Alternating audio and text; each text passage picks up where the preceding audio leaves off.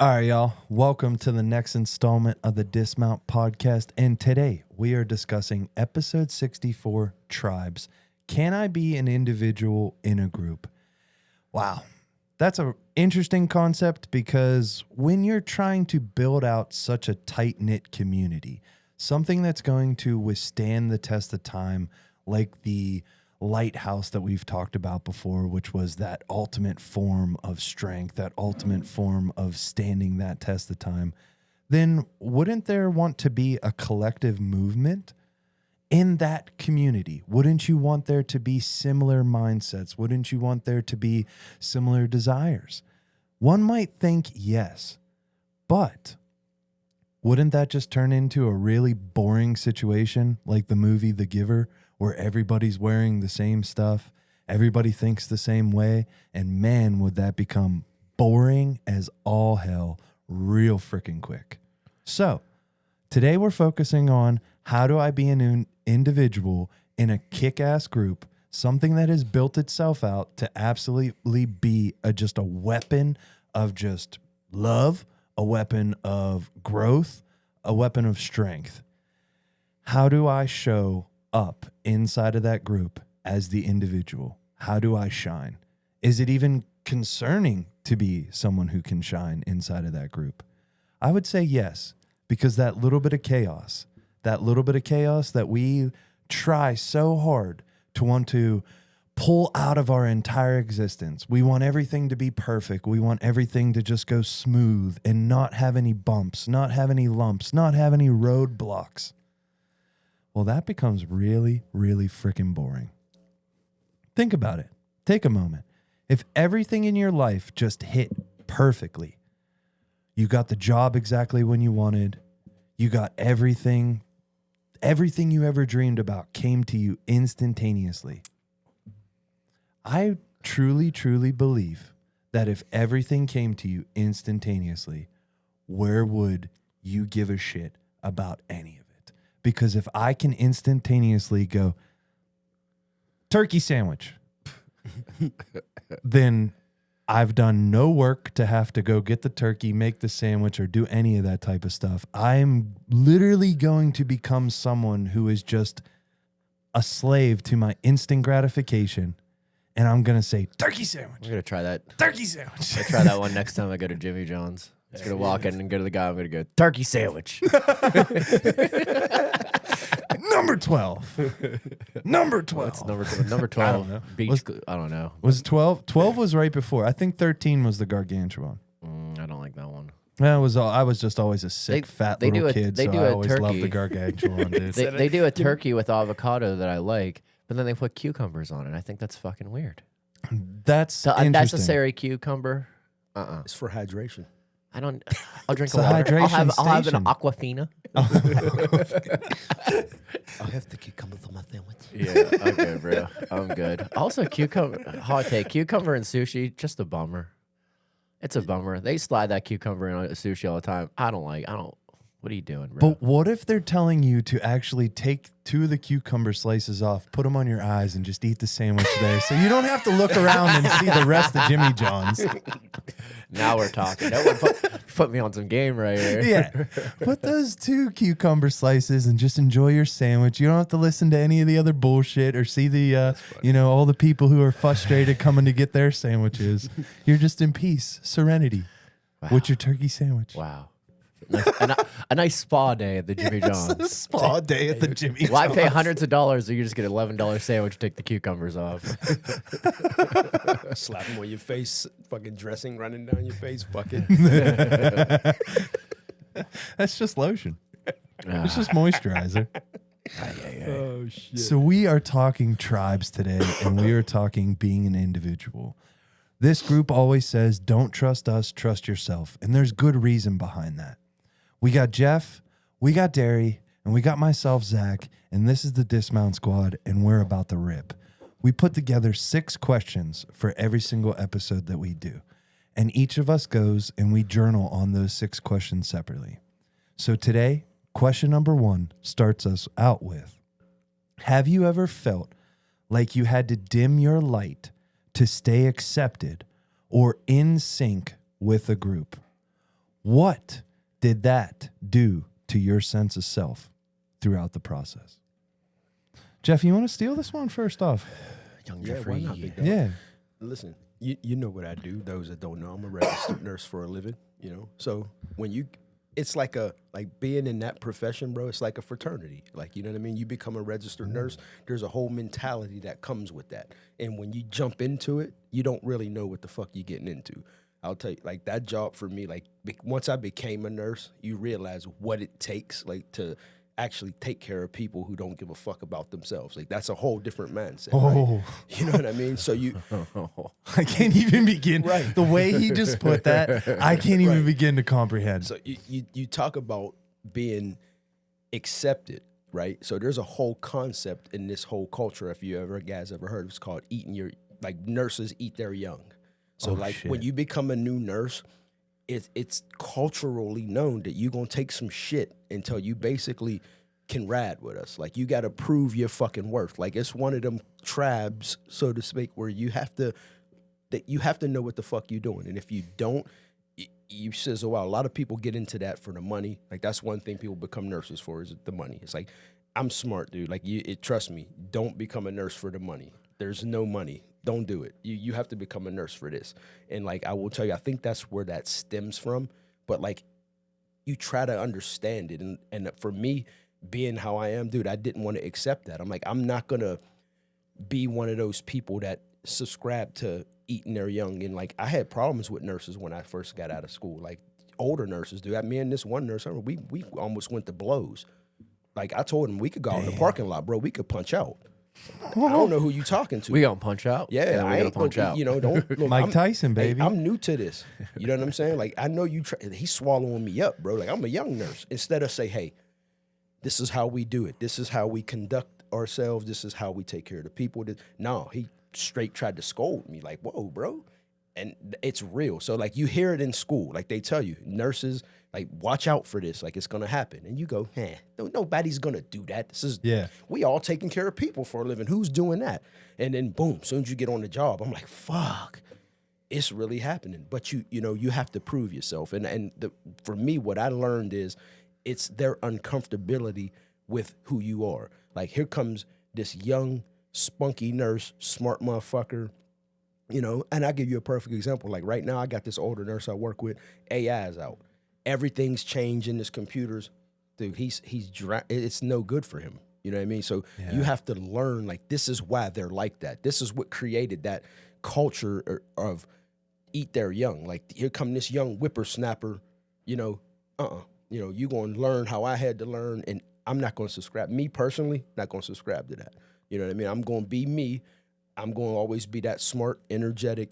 Why the fuck are we doing this way? This don't make any sense. I don't care what y'all used to do. And that's what me and Homeboy got into it about. Yeah. Is you going to do it the way we always do. No, we're not. I don't give a fuck how y'all used to do it. I'm doing it the way I do it.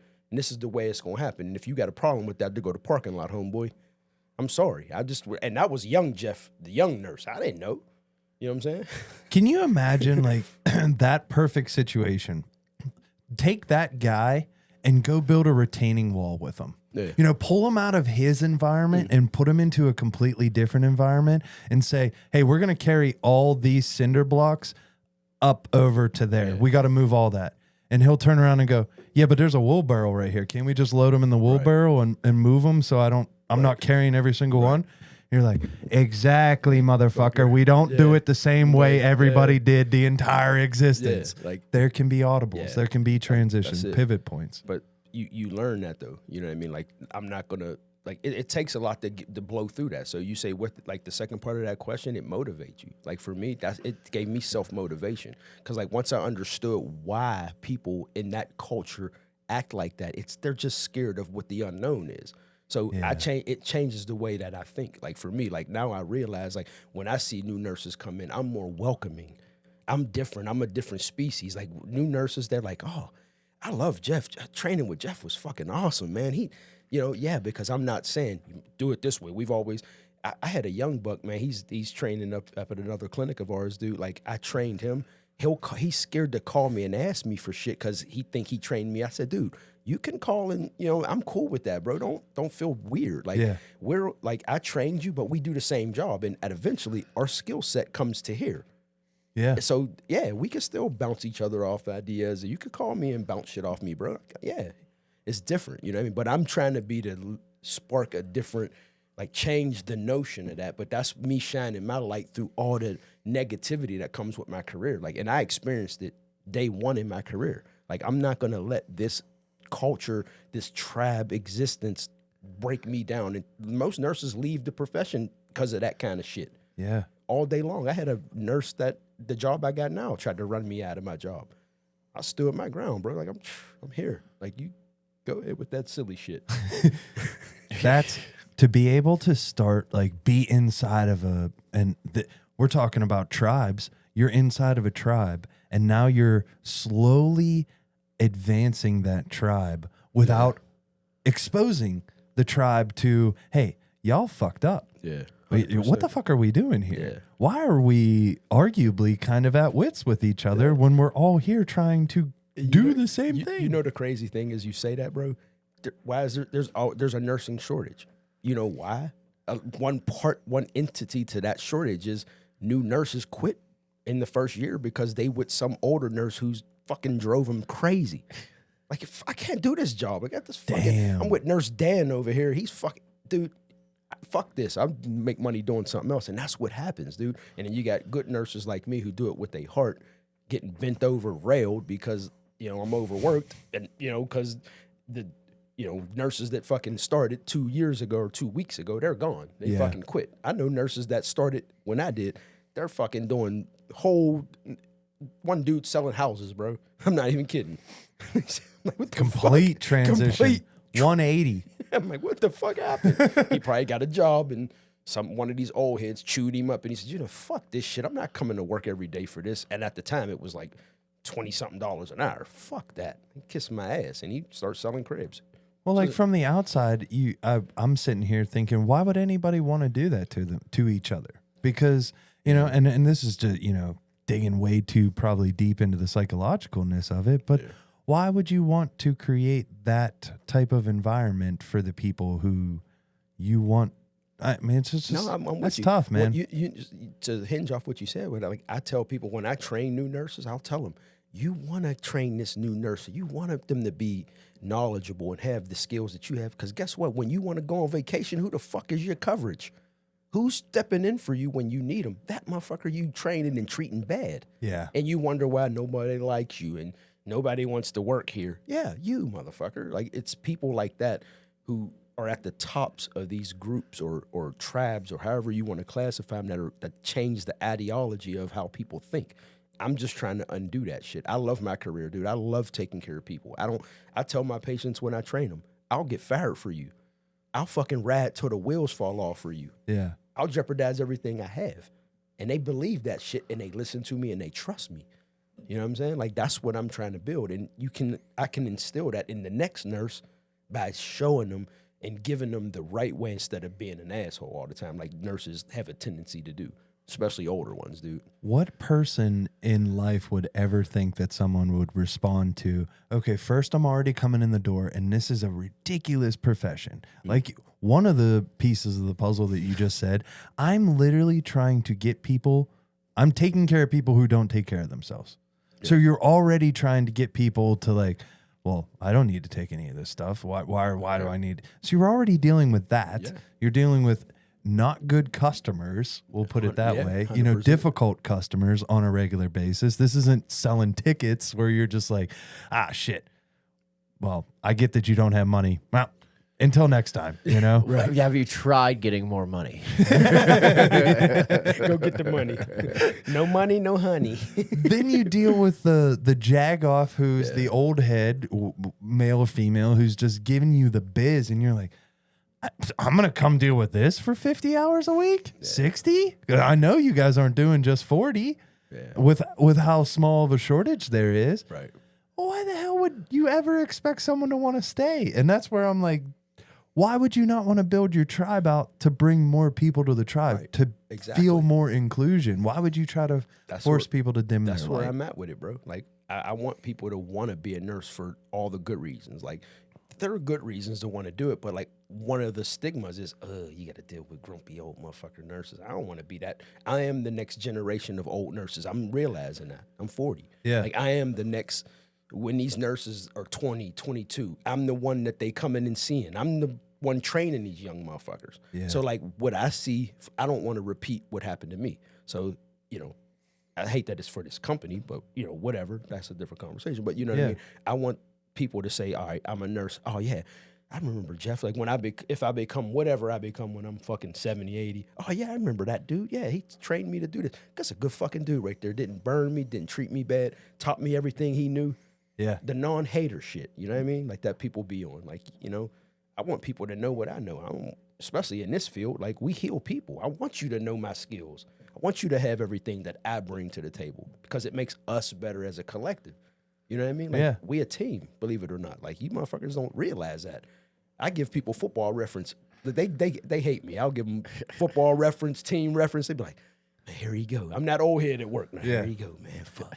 This motherfucker about to say some shit. Who the fuck is Emmett Smith, bro? Yeah, right? Young kids like, who? Bo 22? Bo Jackson back in 1991 actually ran for this one. He didn't without the right guard in the Buffalo Bill. You're like, bro, I have no clue what you're talking about. Who? Bo who? Bohu? Bo who? So in terms of yourself, your sense of self, man, it seems like you literally took what would be arguably kind of a living in a swamp and turned it into a motion picture animated film of Shrek and made $1 million off of it. Fuck it. I mean, I'm in this. I went to school for this. I'm invested. You know what I mean? I know what I'm doing. Like I was, I had a vision for what I wanted to do before I did this shit. And you got to know, like one thing that I'll say about going back to school older, you know what you really want. I wanted to help and take care of people. Yeah. Like I knew what I wanted. So like I'm not going to let nothing take me off my pivot. You know what I'm saying? Like I look at that like, I mean, it is discouraging. I'm not going to lie to you. Like to have a motherfucker in your face talking about, oh, you going to do it this way, rah, rah, rah, rah. Like it creates a lot of fucking tension at the workplace. Like I was a brand new nurse. Like I was a brand new nurse, brand new to healthcare. You know what I'm saying? I was brand new to all of it. So like to hear all of it, like, to go through all the switches of it, it's like it motivated me to be like, you know what? I don't have to be a product of this. From growing up, I was already a product of my environment. You know what I'm saying? Growing up in the hood, going the way I went for some time. I don't, but like I know what that's like to get immersed in a culture or a tribe and live out the values and I know what it's like when it goes bad because when you do it in the streets, you know what the ending is, dead or in jail. You know what I'm saying? In a career setting, you know what it is. It's longevity. It's arcs. You know what I'm saying? You get the heights that people don't see. You know what I mean? It's like, all right, this dude's actually making people better and excelling the career, the registered nurse name. Like, I'm trying to be cool with that. Yeah. You know what I'm saying? Like, I don't want people to, like, there's a bad stigma of the shit. It will change. But you get old heads like me that can usher in that new wave of being a nurse is cool, man. Yeah, you got good people in nursing. You know what I mean? Not just, because it's not just money, bro. That's definitely not a money move. Don't do it. I think one of the underlying things that you shared in there that I want to emphasize real quick is the going back to school later on in life. Yeah. Because, for the two of us, we went off to school at 18, got degrees, and, it took me longer than most people. I didn't graduate till like mid-20s. Okay. But as far as like going off to school and not knowing what you really wanted to do, arguably, and then waiting, finding those true passions, finding that what is really going to light my fire. Yeah. That's special, man. And I went to school, I finished up my degree at Point Park, and in the engineering group, there are so many people who are over the age of 30, over the age of 40, who the life experience that they brought to class was immenseful, man. Working on projects with them was so awesome. Yeah. And I think that there are so many people out there that might be a little discouraged about being 40 years old and being in a class with an 18-year-old. I say, fuck that shit. Yeah. Go for it and do not dim your light, which is what we're Yeah. saying, because if you have that goal, you have that desire. Me personally, I loved having those older people in Fuck class, yeah. man. It was sick. As a I good have old good head. relationships with Yeah. those guys, man. Yeah. I learned a fuck ton off of them. Bro, I'll tell you, there's a there's a dude. I won't say his name because I don't want to blow his spot up. But like, I went to nursing school with this dude, and he was trying to get up on this girl, and I helped him get through that. Dude, they're married with a kid right now, and I'm the one. He I won't do it to him, but I kind of go do it this way. I'm old head. Yeah. Yo, young buck, don't do that. Do it this way. Trust me, and then she'll come falling to you, and it'll be all right. All right. He listened to me, and then when it happened, I remember him coming to me in the hallway. We was about to go to class. He was like, "Yo, hey, like you said, just like you said." I was like, "I told you, bro. I told you, bro." They married with a kid right now, bro. Real That's shit. awesome. You know what I mean? And I, it's like I wasn't trying to tell him what to do. I never told him what to do. Yeah. If I was you, bro, it'll play out like this. You know what I'm saying? But that, like, I get what you're saying. That old head, and I even had young girls. How old are you? I'm like, me a dad's age. It's different, but yeah, I know what you mean. Having that old head, yeah. It's special. So, Yeah. muchacho, Muchacho, why'd you look down at me like that? I was gonna make a joke about the whisper nest, but I'm gonna leave it. I'm gonna leave it there. Thanks. Sid. Thanks. What'd you have in mind? Anything? Nothing good. Good. Cool. Nothing Perfect. productive. Yeah. I mean, in the sense of like dimming your light, I think about me and just I felt like I've always been like a social chameleon. Like I can kind of fit myself into whatever situation or people I find myself around, which I feel like could perfectly fine, be a benefit to like who you are. Like absolutely, like, hey, I can go find myself. A lot of the time, even in my work, like I'll treat the person who is your run of the mill blue collar guy and then your white collar CEO guy exactly the same. And I've learned over a few years of working in my job specifically that like that's actually the best way to do it is for me to just be as true to myself as possible in those situations, because what happens is I think early on in my career I would just like, I guess there's a fine line between censoring myself, because me who's just gonna sit up there and cut up and probably use a cuss word or two, whatever, probably not the best situation regardless who I am. I do have to have like a professional front and think of like my job, but I think there is like a difference between dimming my light and then like hiding, I guess. Like there's a perfectly healthy way of dimming my light in the sense of like, okay, cool, like I can just like weasel my way through the scenario. I kind of know what the scenario takes, and just offering a almost 100% version of me, maybe like an 80, 85 in a certain situation, as opposed to like, oh, full blast Derek at all times. It's just not the way to maneuver in life. And, I don't think that's like, it's like not being fake in any way. It's just me knowing how to maneuver scenarios. But going back to early in my career, like I felt like people can see through that. When you're not genuine to yourself, if you're just like, oh, I'm going to try to be like who this guy wants me to be. Oh, this guy's a white collar banker or whatever. I got to sound intelligent when I talk to him. Like, bro, I don't think you're coming to a sporting event to talk to the intelligent guy about like, the mechanics of this and that. Or no, we're talking sports, bro. It's not that big of a deal. He don't give a shit about nothing. No. And that's where like I've seen, for me, like the more I can just relate to a person, but also be genuine to myself, like that's where I feel like that served me the best on my side. I think what I was just thinking of is how often, you're a perfect example of stepping into a professional career. Mm-hmm. Okay. I would like to classify that stepping into a professional career as being no different than being invited to a costume party. Yeah. And so there are rules to that costume party. You're not a cool dude for showing up to the costume party without a costume on. You're the douchebag who didn't show up to the party with a costume. You were on. too cool for the costume. You thought you were too cool to be a part of the group. And that to me, you don't go to a costume party to not wear a costume. Like you just don't. Why would you do that? Like just don't. Like do you? Instead of like adding, like you could show off your personality or who you are with your costume that still fit the group, but allowed you to be an individual, but you chose to be. I chose to be the dickhead who, whenever you ask me why I didn't wear a costume, I say, because I didn't want to. I don't want to. Because I want the confrontation. No, you're just. Because I want chaos. I want bullshit in my life. To me, you're just a character already. You didn't even need a costume. When I could have just exposed, like I wanted chaos. I wanted a little bit of, that. I could have created that by making the most ridiculous costume. Yeah. Could I have made the most elaborate costume that got me that, why did you have to go so out? Did you really have to go all out, Did Timmy? you really have to make a llama? Did you really have to make a llama? Did you really have to make a llama?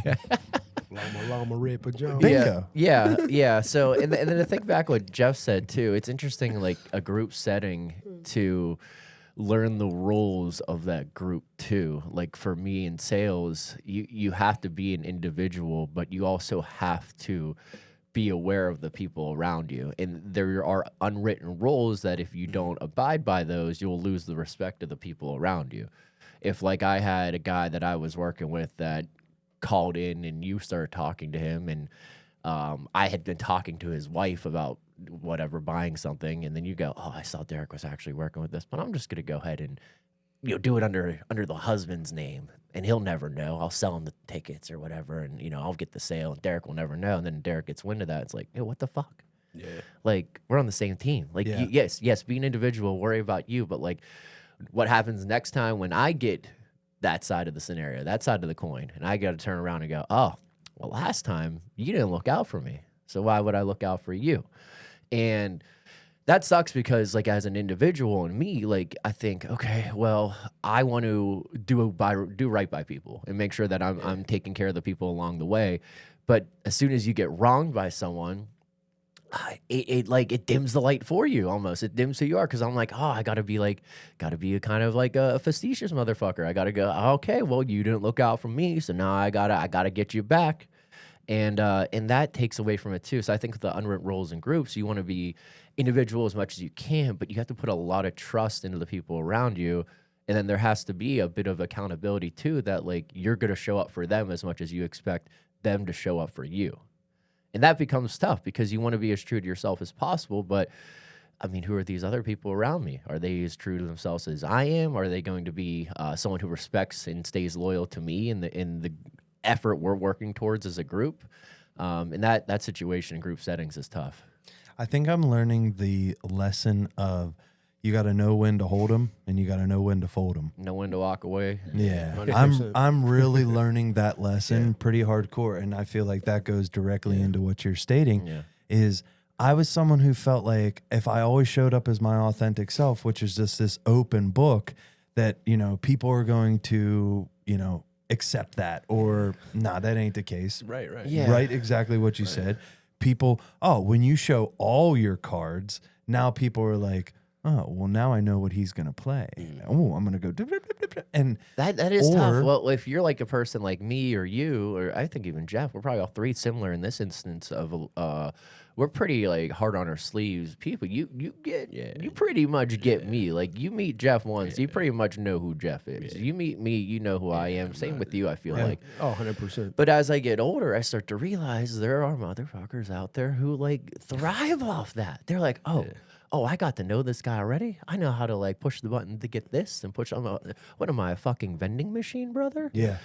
But like there are people who are looking out for that, and that becomes tough in a group setting where you want to be, because you put the trust in. Well, if I'm gonna go and act like this and be true to myself in this instance, well then like I expect the same from Jeff. But if Jeff's sitting in the weeds, like, all right, well now I know how Derek acts, and I'm gonna take advantage of that. That's rough, man, because then it kind of shrinks you down, and that shit. Well, and that's one way of this becoming exhausting. If you find a way to like, okay, in a setting where I'm working with professionals or whatever, and I continuously shrink myself down to be what I think they want me to be as opposed to being myself.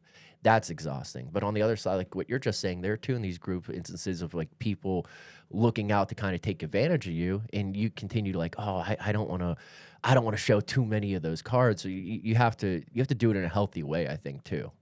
I used to tell myself, like, I go back to when I was buying my first car back in high school, and I was so jazzed up, so excited to buy a car. I worked, saved up, whatever. And every time I was scrolling, Craigslist, scrolling everything, trying to find a car, man. The old Craigslist, baby.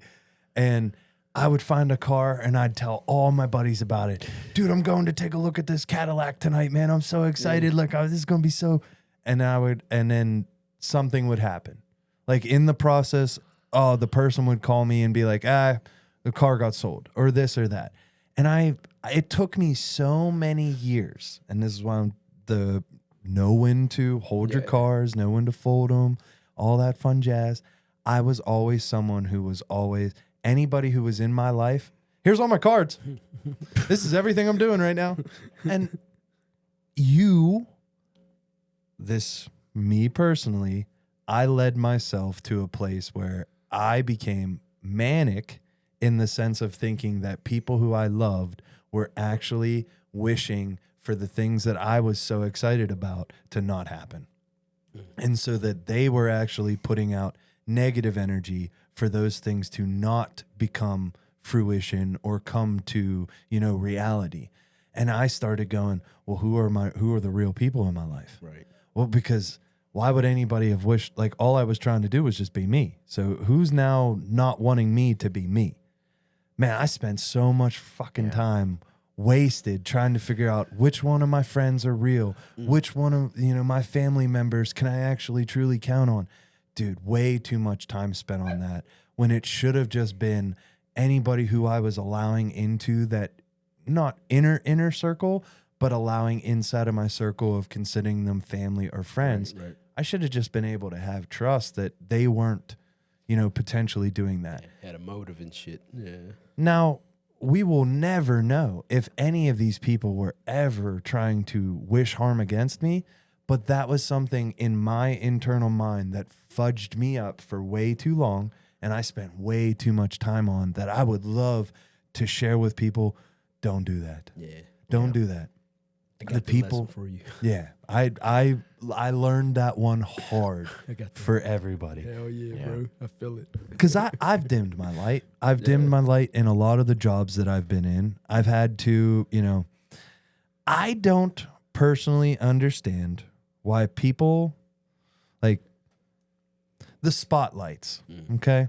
The spotlight is not a stationary thing. If we're talking about a stage, the spotlight moves around.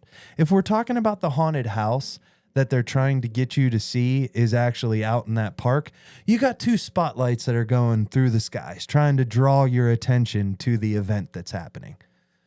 Those spotlights are not stationary. So when the spotlight gets shined onto me at work for just a mere second, we do not need to be a jagoff or an asshole to that person who just got the spotlight shined on them, because that spotlight's going to turn right around and it's going to shine on you at some other point in time if you're doing the things to get yourself the opportunity to have the spotlight shined on you. Right.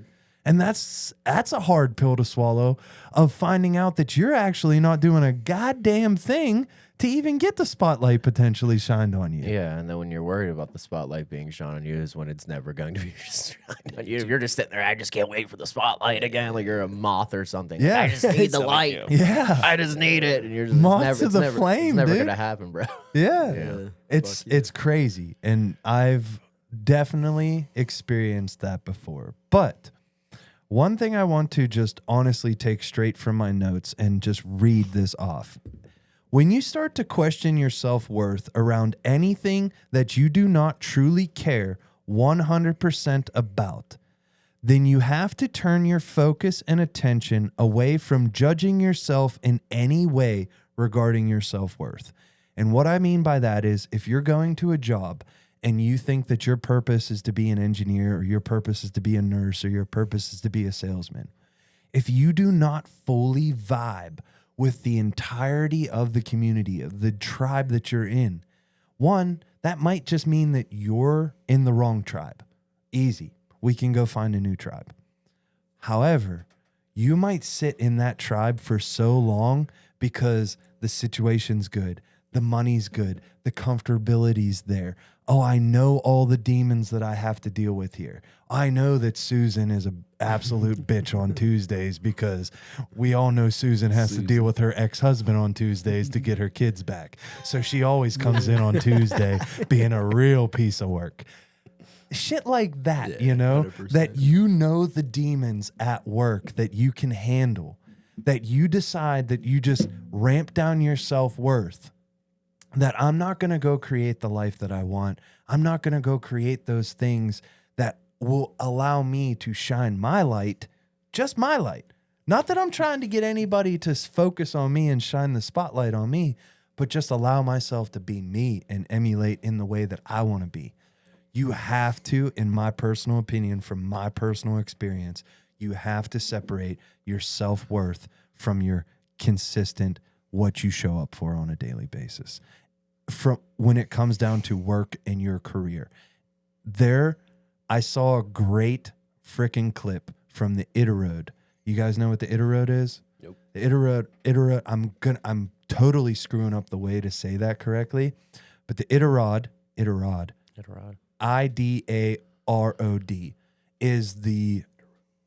it's in Alaska. It is the dog race that happens in Alaska. And the guy who literally is the announcer as all the dogs are lined up, all the sleds are all lined up. He says, it is very rare for a being to finally find its true purpose and its passion. And you will see it in these dogs as they are some of the most athletic beings in the entire world, and they are living their purpose. And you see all the fucking dogs, and they're like, you literally got 8 people like holding each of those dogs down because they are so excited. Like, this is my purpose. Let's go. Let's go. I love doing this. They love the work. They love the entirety of what that is. So it is very rare that any of us actually truly get that opportunity to live our direct passion and our direct purpose. And so when you're not in that, you have to remove from myself your self-worth from what you're doing at that point in time so that you can potentially truly find what your self-worth is and start to create that, manifest it, bring it into reality. Love it. But yeah, it took me, I've had to truly remove any emotional connection to something that would be a job or a survival thing that I would end up connecting my self-worth to. Yeah. That's how I felt when it came down to my self-worth and dimming my light, dude, because we talked pretty deep on this one. You know, sometimes our podcast episodes are only about an hour long, and we are 40 minutes into just the first question today, guys. So that shows you how just so much depth and how deep you can really go into this first question for today. I'm curious to see how long we end up running today, boys. We might need a coffee break halfway between. We might need an espresso shot. Hey, look. We've been here for 7.5 hours. Question 2. Perfect. What does it look like to truly celebrate others while still honoring your own greatness? Have you ever struggled with that balance? I'm going to take this one just to start us off. And my comment back to this question is, it becomes a cakewalk to celebrate others when you fully love yourself. So if you are fully in love with yourself, you love the vision that you have, you love the growth that you're progressing, you love everything about yourself, because at the end of the day, you realize that you only have yourself. So why would you not just love it there should be no bounds to your love for yourself. And when you find that love for yourself, it is so easy to have love for others because your cup is always overfilling. And it's so easy to just allow someone to put their cup underneath of there and get the waterfall that's overflowing over. Yeah. And you can show love to anybody for any of this type of stuff. But if you're not someone who is cool with you, like if you're still having your mental battles, I just don't see it being, you're able to celebrate others, because it's going to be, for myself, I remember early 20s and sitting there thinking like, I want to go build this. I want to go build that. Fuck this jackass already has it. How the fuck did that jackass already have it? And then you go digging through and you finally find out, oh, some bitch had 2 rich ass parents. I wonder why he's already where he's at. Yeah. Okay, hold up. What are you doing now, Zach? What do you think just because you didn't have rich parents, you're not going to be able to potentially create that? Or are you being gifted this opportunity of this different journey that's going to be a completely different way to get to that same level? And what you might have to offer at that level is going to be completely different than someone who might have bought their way to that level. And that's not, a direct shot, because I'm able to now turn around and go, it don't matter what opportunities you were given to start this life. You're the one who had to put in the work. You're the one who has to keep it going. You're the one who, if it's a viable business and it's continuing to be an ecosystem, you're the one who has to do the work to keep pumping that love into it for it to be able to go. So it don't matter if you got a perfect little handout to get to that place. You still have to do the work to keep that alive. Yeah. Yeah, that's just the start of it. Yeah. That's just you got the start I didn't, but can you keep it going? Do you got the passion to grow it, to nurture it, to grow it to the next level? That's where you see the difference. I'd rather go on that long journey and build the equity and have that to go farther than to here goes business. Start it off right here. Here, go, hand it to you. You got a sneaky little card at the beginning of the Monopoly game where you got to your dice actually makes you move backwards. And you already have and you already have an inheritance of an extra $10,000. Oh wait, I can buy Boardwalk and frickin' Park Place right now. And I got the one that moves me backwards. This dude got I go straight to jail. This dude got an extra $1,000. And I got the pass go right after I bought Park Place and Boardwalk. Got more Taxes, boom. Got some more dough on there. Yeah, exactly. Yeah, but there's something to be said though about, okay, if that person was born into money, that's perfectly fine, and you could be jealous of that for sure. But I'm sure that person is probably also jealous of something that you bring to the table that they weren't naturally given as well. Like Definitely. It's a Freddie Gibbs song. At the end of it, there's a Black Jesus. You ever watch the Black Jesus show on Adult Swim? That's funny.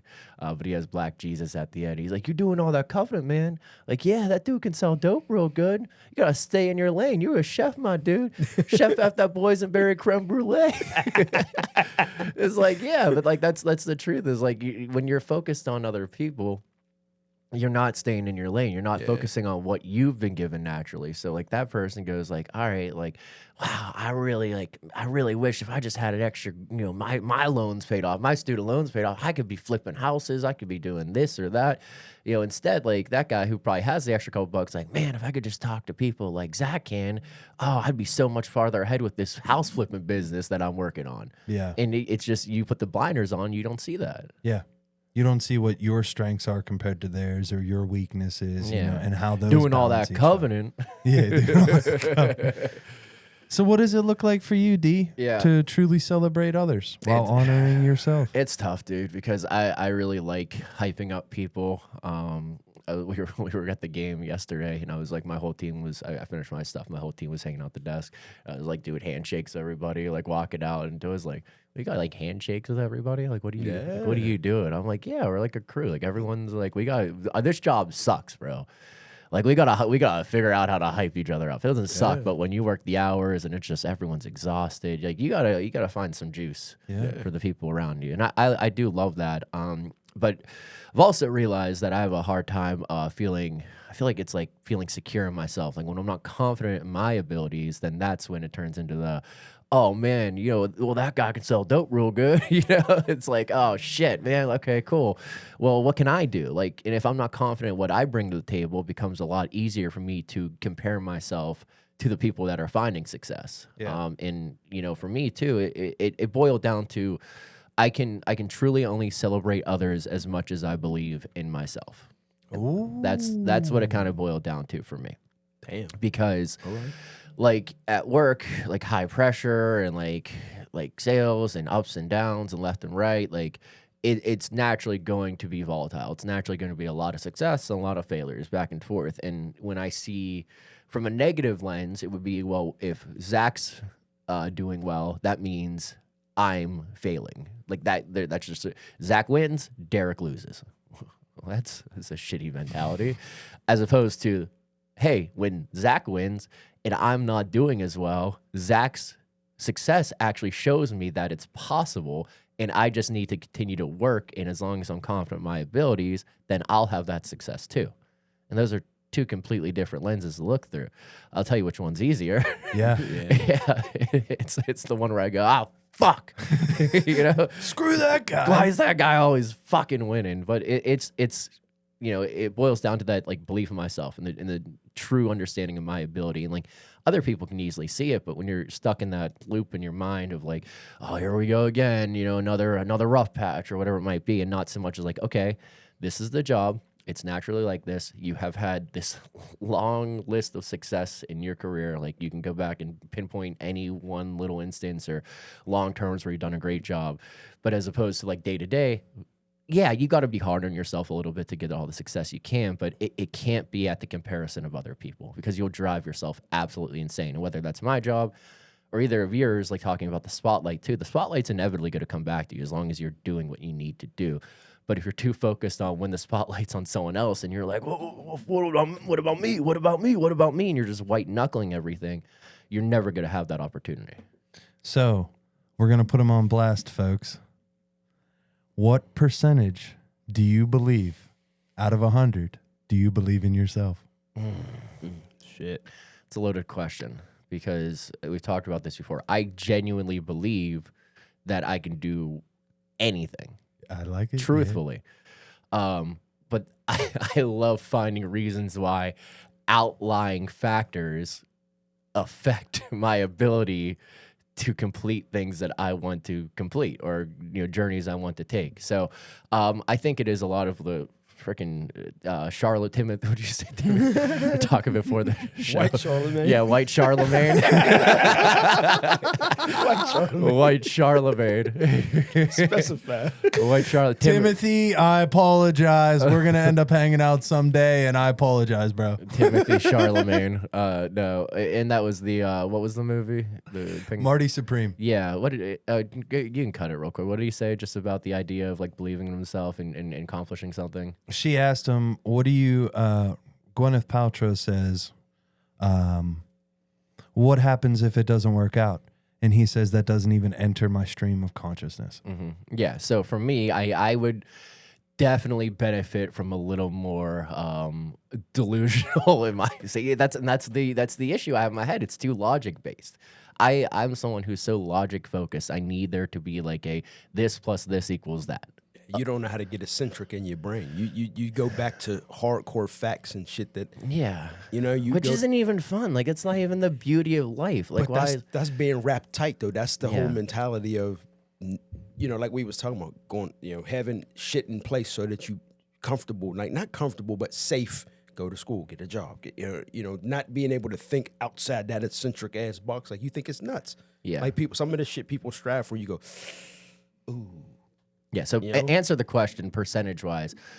A firm 70 with the understanding of working more towards understanding that there is always outlying factors that are always going to affect you, and like just like the turkey sandwich, like it's not fun if it's just given to you. Like that's probably the whole point, is to work for the things you want in life, to earn them as opposed to be given them. Mofo's over the hill, dude. Yeah. That's strong. Hell yeah, man. That's good shit. Yeah. And he was on to 70%. So, 95. It was, I'm saying I'm 95%. But and I'll talk about this a little more, but it was like a lot about rowing too. Like I'll talk about rowing a little bit later, I think. Yeah. But that was like the mentality I had in high school, is when you're in the boat, the last thing you want to do while you're, unbelievably straining your body, just fluid motion, you have to keep the same motion, you have to drive yourself to the point of like breaking your body. The last thing you want to do is, how close is the boat next to me? How close is that boat over here? Are they passing me? Like you're not focused on I feel your. it. That's deep. Yeah, you're not focused on your actions, your goal. Like just if you were just to go and put your head down and stare straight ahead and work as hard as you possibly could, you'd probably be surprised where you end up. But the second you start looking over at the motherfucker next to you, it's well, there you go. Now you're slipping. I think I just came up with something that it could help you break free from being stuck in the logic. And so logically, we've been taught 1 + 1 is 2, right? Mm-hmm. But man plus woman come together. That's 1 + 1 can equal 1. It could equal 2. It could equal triplets. That 1 + 1 is not always 2. Yeah. Logic blown out of the water. Done. Cooked. Cooked. Just melted my mind. But I'm just I get what you're saying. But I dig it. I've been trying to find things that would help me because I know I was dealing with that logical mind for a very long time. But the logical mind will never benefit from like serendipitous moments happening throughout your life, or like how like points of just like I was just walking through Target at 9:30 and Brandon was standing right there. Like, why was Brandon? That doesn't even, okay, it makes sense. It's Target 2 minutes away from his house. It's not the end of the world. But like what one was when I was working the game 3 years ago and I saw someone walk by, look just like Brandon's brother. And I was like, oh man, that's crazy. That dude looks just like Brandon's brother.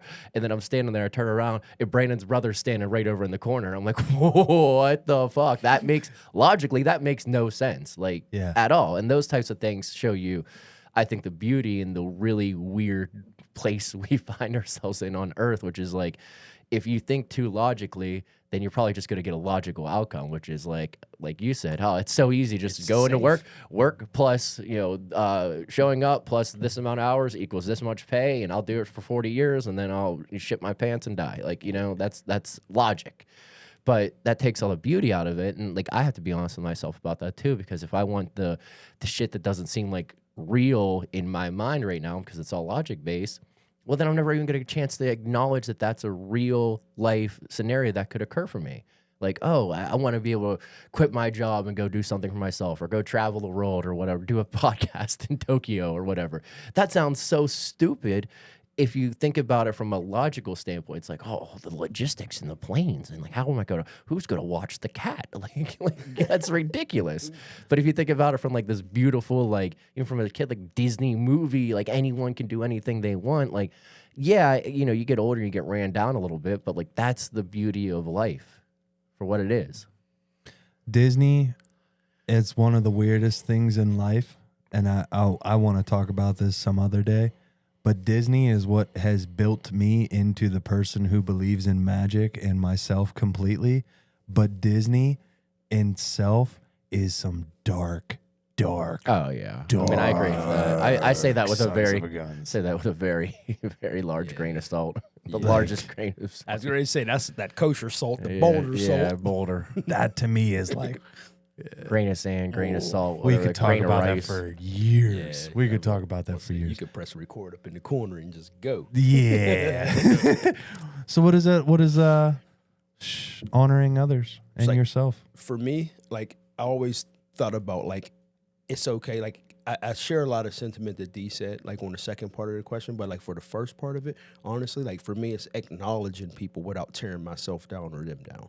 You know what I'm saying? Because it's like he said, like, your wins are my wins. They're lessons. Like when I take L's, like, and I never used to be like that. I used to have, like he said, like that hater mentality. Well, how come him? Well, why did he always got to have it? What the fuck? Well, what I got to do to get it? You need to get in your head and focus is what you need to do. You know what I'm saying? And it takes to get to that place. But like I share that sentiment. Like I had to switch my mind to say, give my man they flowers while they alive. It's okay to say, hey, yo, that's a damn good job you did, Zach. That, bro, good shit. Instead of saying, fuck, how did he do that? And hate inside your own fucking head. Like, I could just easily ask you, yo, man to man, what did you do to get that house that was $200,000 at your age? What did you do to get, instead of, I bet you he did some old slick ass shit. Just ask. Yeah. Your brother might say, hey, you know what, Jeff? I did this. If you want to know, bro, come on over Thursday. We'll have some beers, barbecue, some wings, and I'll fucking show you. That might be the response you get. But like I learned that, like, you know what I mean? Like you can acknowledge people, give them their flowers, and still stay in your lane. Like he said, like that's the difference. Motherfuckers want to jump in lanes and move different, like letting comparison rob their joy. And I just had that humbling experience. Like this girl I went to nursing school with, I'm bored as hell scrolling, Facebook timeline. I'm looking, I see, she's like, oh yeah, I just completed my first semester in nurse practitioner school. And the first instinct I said, damn, bro, y'all went to school together. You struggling to finish your bachelor's up. She about to be a nurse practitioner. And I said, no, stop. She's a young kid, was living at home.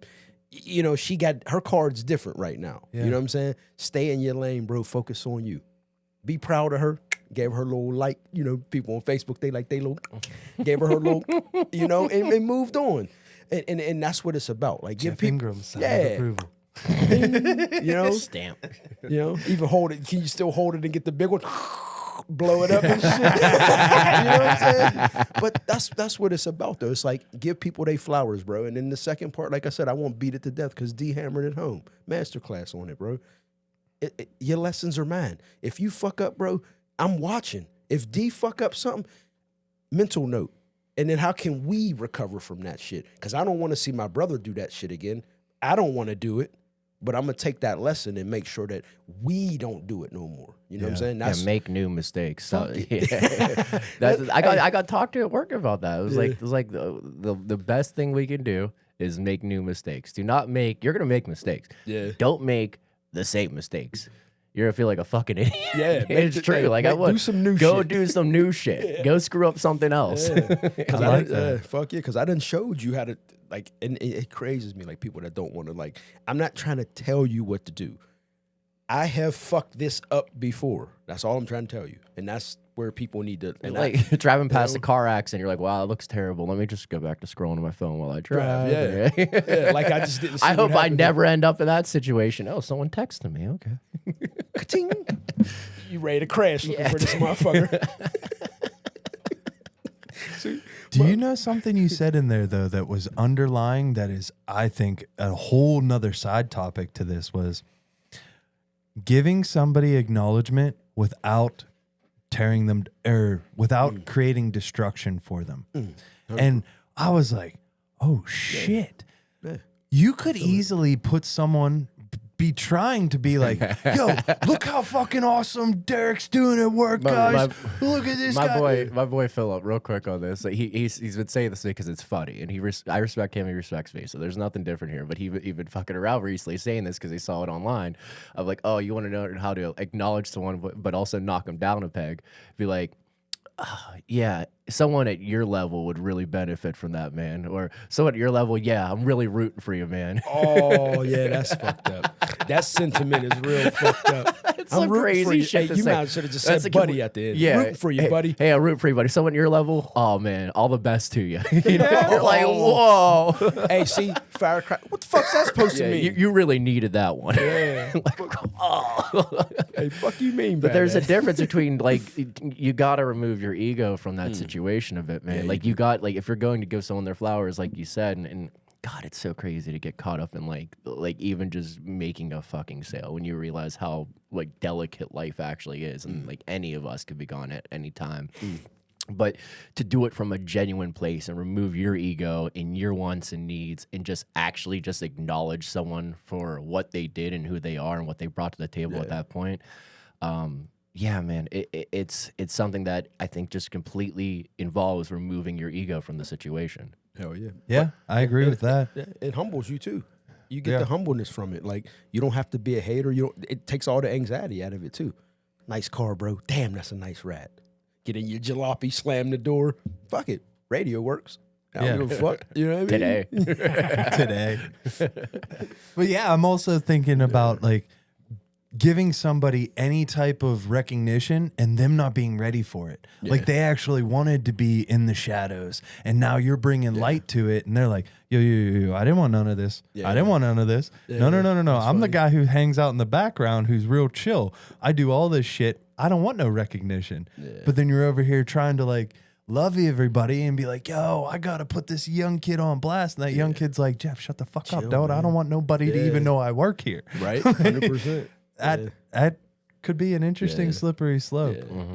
Yeah. It's happened to me on my job. Like honestly, like they do these little award banquets like every quarter, like every whatever 3 quarters, whatever, and I got awards at home stacking up like, I don't care for them. I had to tell my boss the last meeting, give it to somebody else, please. Like me and this other person, we don't need to keep winning everything. Like fuck. Like, Yeah. I know I'm doing my job great. But chill.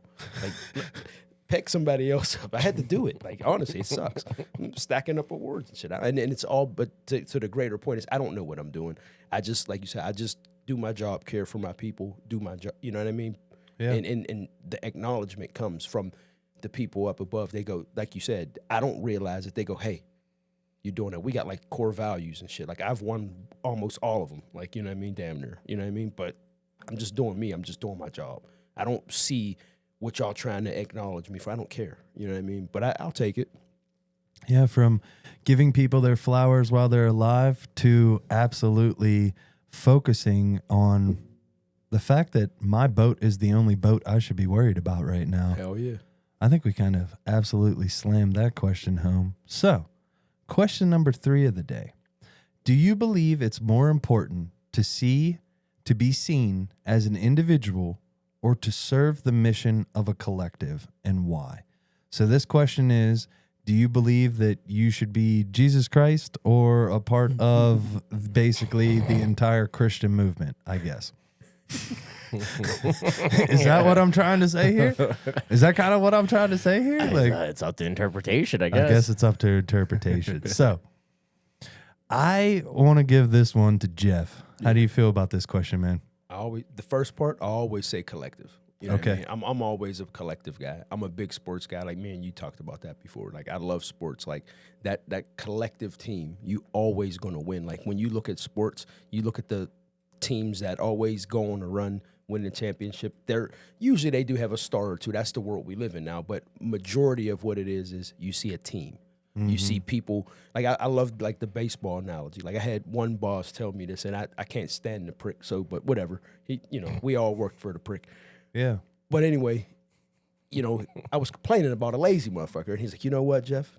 It's like, you're my 4-hitter. I need you in that spot. He's my 9 guy. He's in the 9 spot. Let him stay in the 9 spot. That's why he's in there. And I'm like, I didn't get that shit at the time. I'm frustrated. I don't fucking get that. But then when you think about something like that, like the sports analogies, like for me, they're big. Like I ain't gonna lie, I learned a lot through team sports. Like that, to me, that's like, to me, if you succeed, we all succeed. That's the big, like we kind of even hammered it talking about the last 2 questions. Like you have to be a collective in certain entities, but to be alone is a good thing. Like you have to shine as an individual on a team. And it's okay to have, like you said, not dim your light, but be part of a collective that's working towards one goal. You know what I mean? But still be able to be an individual. That's the collective part of it.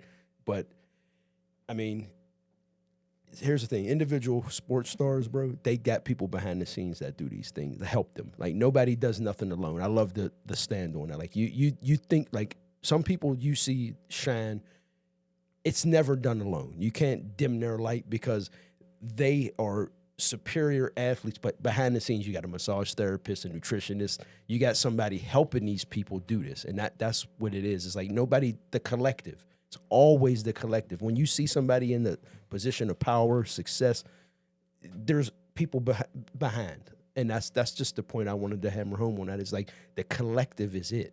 And once you subscribe to being part of a collective and knowing your role in that collective, that's the big thing.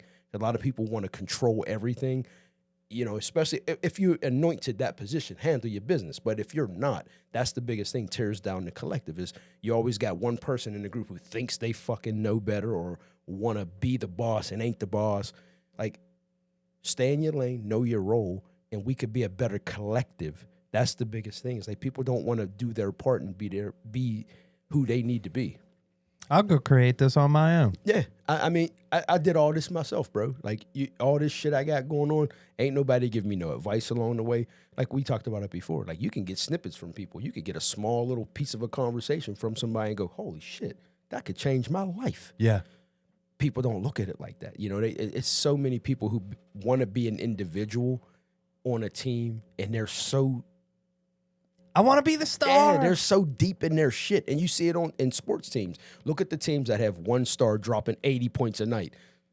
Fucking don't make the playoffs. Nobody's winning championships. It's poor culture. He hit on something earlier. Like it's like he was talking about with the group, a sales group. I couldn't help but think about those unwritten rules that people break in life, in group environments, period. You don't realize what you really tearing down, and it's the culture. And then you wonder why, like a place like the Cleveland Browns, why they can't win. It's the culture. I don't give a fuck what quarterback you put over there. I don't give a fuck what you could put wide receivers, best of the best of the best, and they still gonna fucking lose because they got a losing culture. He got you, motherfuckers. Yeah, that's a losing culture. That's the it. truth. It's the truth. You can't win. Yeah. Yeah. I mean, no, I completely agree. I think for me, I want to believe in myself and living that out fully and being honest and stay aligned with who I really am. But when you're not in the right job or the right relationship or the right environment, like then you start breaking down, and that's draining, man. Like that'll take you away from who you really are. And I think for me, I want to be fully myself, but then I want to find a way to plug into something that actually fits, that's bigger than me. So like, being part of a team that is going after something that I can never accomplish on my own. You need the right people. But also like in those instances too, where you find yourself in the right group, I have no issue with being the person that's like, oh, I brought an idea. Everyone sits down at the table. You all brought an idea, and Jeff had a better idea than I did. And I'm like, that's a great idea, dude. We absolutely have to do that, as opposed to, no, this is why we should do my idea. And then, like, fuck, first of all, now you got all the pressure on you. And secondly, your idea probably fucking sucks. Yeah. And you just wanted to be the guy who was right all the time. And it just turns into one of those things that, like, now it's ego-driven. You're just being the loudest voice. You don't accept that you're probably wrong in those instances and can't just see someone for who they are, that they may have just like thought about something differently. And the next time around, oh, wow, now it's Derek's turn to have the great fucking idea about something that actually fits who you are and what you bring to the table. And I think for me, like I love being part of like that trusted team where they can see, oh, Derek is a valued, contributing member of this team. Like that for me, like that respect alone goes the longest way. If I have that, then I have no problem being right, wrong, failing, succeeding, whatever, because it's like the trust is built into me that we see something that you may or may not already see in yourself, and we're going to get that out of you at some point. It might not be today. It might be in a week or in a month or even in a year. I don't know. But we do see something in you that you will be a contributing member of the team, where you might already be. And that confidence, again, talking about confidence and self-belief, that's where that holds true for you, because you can hear that from other people, but you have to believe it for yourself too. Yeah. And that becomes tough. For my personal self, for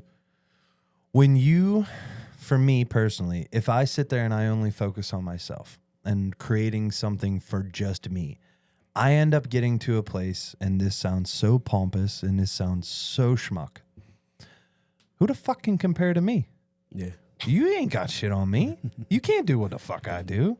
The fuck this motherfucker think he can do what the fuck I do? And I sit there and I get to this place where I'm like, I'm motherfucking God. None of y'all motherfuckers can step to me. But seriously, that's where you start. I'm not you. I'm just know. I'm laughing at the way that you preface this question with like, "Are you Jesus Christ?" Yeah, right. Yeah. That was good. So Good shit. you come into this place where if you're just, it's all about you. And then you're going to start comparing yourself to everybody around you when it comes down to those things. And you might sit there and go, man, no, not a single mofo can hold my jockstrap right now. The fuck y'all think. You then lead yourself down that really dark rabbit hole of what I had talked to you before we started the podcast was, where's the love? Where's the community? Yeah. I'm by myself. Yeah. It's lonely as fuck. Mm-hmm. Everybody, I think I'm better than everybody else. Yeah. And I'm not saying, now you guys can snippet that. You can clip it however you want and think Zach thinks he's better than everybody. That's not what we're at right now. But for me, I believe that it's so important to focus on how your individuality builds the rest of that collective. Mm. Yeah. And so what I'm bringing to the table is like a puzzle piece to that overall puzzle of what we're building. Yeah. Well, I mean, how boring would it be, or how unagainst the idea of like Greek gods or whatever? There's the god of water, the god of fire, or god of magic, or whatever, and like the god of fire comes to the god of magic, telling him how to do his job. Like, you don't like. What are you talking about, bro? This is not. We're all part of this cool collective, and now you're just telling me how to be me over here, or that you have some recommendations on how to use water better. Like, what are you fucking talking about, dude? Like, we very clearly have our rules here. Yeah. Yeah. Yeah, you hit the nail on the head. Yeah. And I think that for me, like the mission of the collective is it's important because it makes you continue to not. We as society focus so much on how we are different rather than focus on how much we are similar. Mm-hmm. So by being in the collective and by being more focused on the collective, you allow yourself to find those little tidbits of how similar pieces of you are to that other version. So, god of fire, god of magic, god of fire, god of water, whatever. I can see how your special shit is you and why that is you and why you should be who you are versus why I should be me and what my pieces of the puzzle bring to that table. I can then have that respect factor for what it is that I bring, my puzzle piece and your puzzle piece. But I can see how there are fractions of your puzzle piece that are so much like my puzzle piece. We're talking about a puzzle. Well, my puzzle piece has green and blue, red, yellow, all the colors of the rainbow. Your puzzle piece has blue, green, and purple. Well, you had all the same colors that I had on mine. We can start to see where those little pieces of ourselves, those fractionalized pieces, are so similar to another person because, okay, my puzzle piece is crazy wonky. Your puzzle piece is a little bit more refined, but we have a couple colors in common.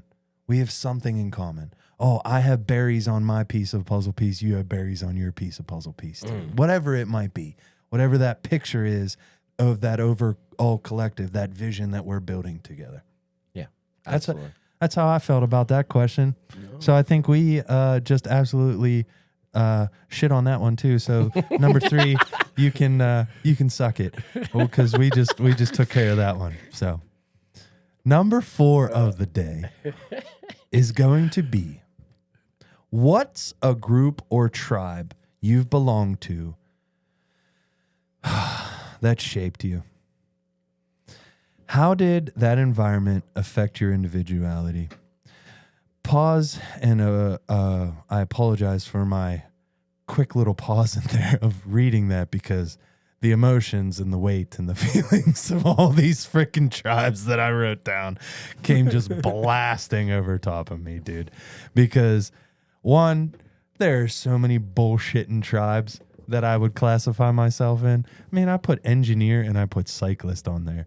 I put Bethel Park youth football, Bethel Park lacrosse team, like the dogs group, the chat that we have, the Southside Slopes squad. I mean, I just saw somebody, a throwback from the South Side. Yes, our one of our neighbors' friend who I haven't seen, who we used to drink with. Well, it was Zach Waters. My oh, boy. really? Shout out Zach. Yeah, his buddy used to come over all the time, and he used to come over and hang out with us. Dude, 10 years of walking through the arena yesterday. He goes, dude, looking fucking sharp, and I'm like, oh, hey, man, what's up? He's like, yeah, I used to live across the street. And they just kept walking. I'm like, that was so weird. That was, dude. Blast from the past. Absolutely hilarious. Yeah, shout out that guy. I forget his name. Shout out that guy. I forget his name. He's probably whispering to whoever he was with, that guy over there in that suit is fucking my neighbor when he was a kid. Yeah. All grown up now. Yeah.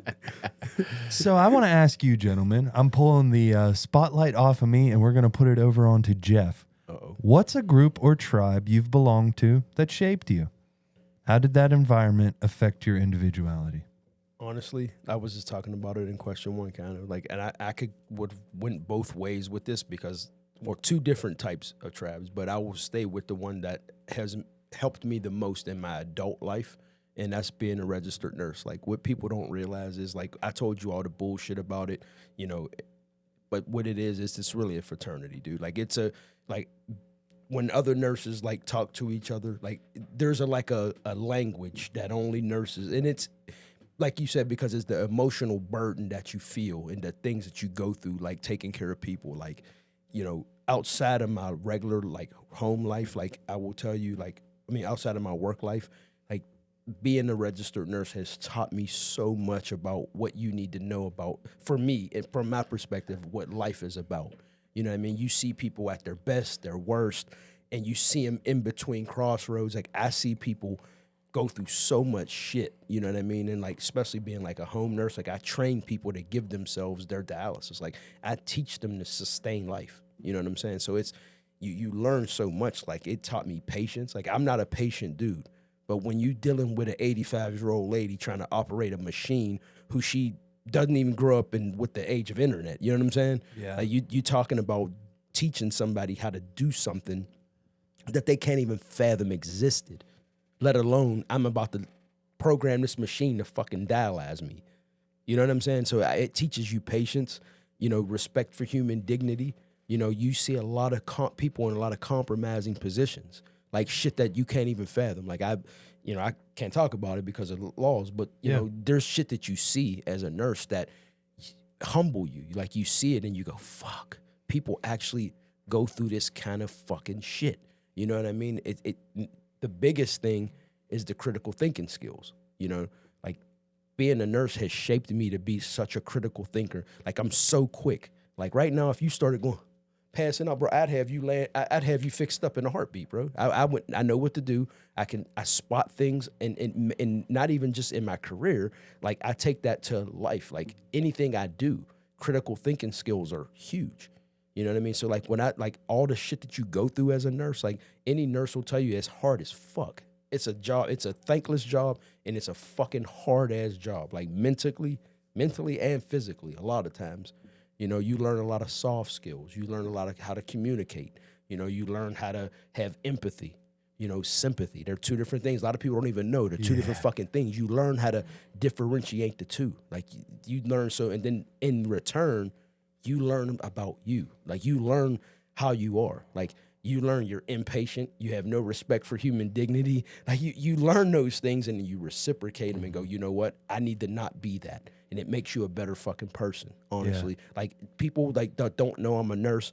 They'll say, oh man, he's a nice guy. Oh, he's so, I held the door for this lady. We was in a coffee shop up in Bellevue, whatever. And she had a stroller with kids and shit. And I grabbed the door and held it. She was blown away at that. She was like, thank you. I was like, no problem. Who the fuck are you hanging around? Chivalry ain't dead. Yeah, like, and you know what I mean? But that's my tentativeness to see people in a compromise and go, how can I help you? That how it shaped me. Like I went from being a person that don't pay attention to shit like that to now I'll see something like that in life and I'm like, how can I help? Like, and it's not even like, it may not even be health. It may be something else. It may be, you know, something physical. How can I help? Like, you know, he was doing something with a TV. I don't care. How can I help? When can I help? How can I help? You let me know. I don't care. Like, that's what person I've become being a fucking nurse. And I wasn't like this until I became a nurse and seeing all those things that people go through in those compromising moments. And it helps you become a better fucking person. It does. Believe it or not. One thing I think I've noticed from the outside watching you and just experiencing you is when you're talking about your main focus and drive is how can I help? Yeah. I think you learned how to help yourself too. Yeah. And I say this in this is a joking sense because we need to preempt that if anything were to happen, Jeff would have jumped in instantaneously. But I remember going to the Steelers game with you guys, and Jeff's like, I'm off duty fucking tonight. Yeah. I'm off duty. That motherfucker goes down. I ain't dealing with this shit. Fuck that. Yeah. And because you needed that. You needed that night. Yeah. But I know from just knowing you that you were trying to manifest basically that I'm not dealing with no bullshit tonight. Yeah. That's what we're trying. That's what we're saying here. We're not saying if that guy goes down, I ain't going to do shit. We're saying, motherfucker, I'm putting you on blast. Don't fucking go over the edge because I don't want to have to be the motherfucker who steps in. You know, I'm putting that out to the universe mentality. Let the ether do its thing, baby. Yeah, let the ether do its thing. Put it out there in the ether, baby. Let the ether do its thing, baby. Come on, ether. California whatever that shit means. Hey, whatever that shit means. Come on, Ether, help me, baby.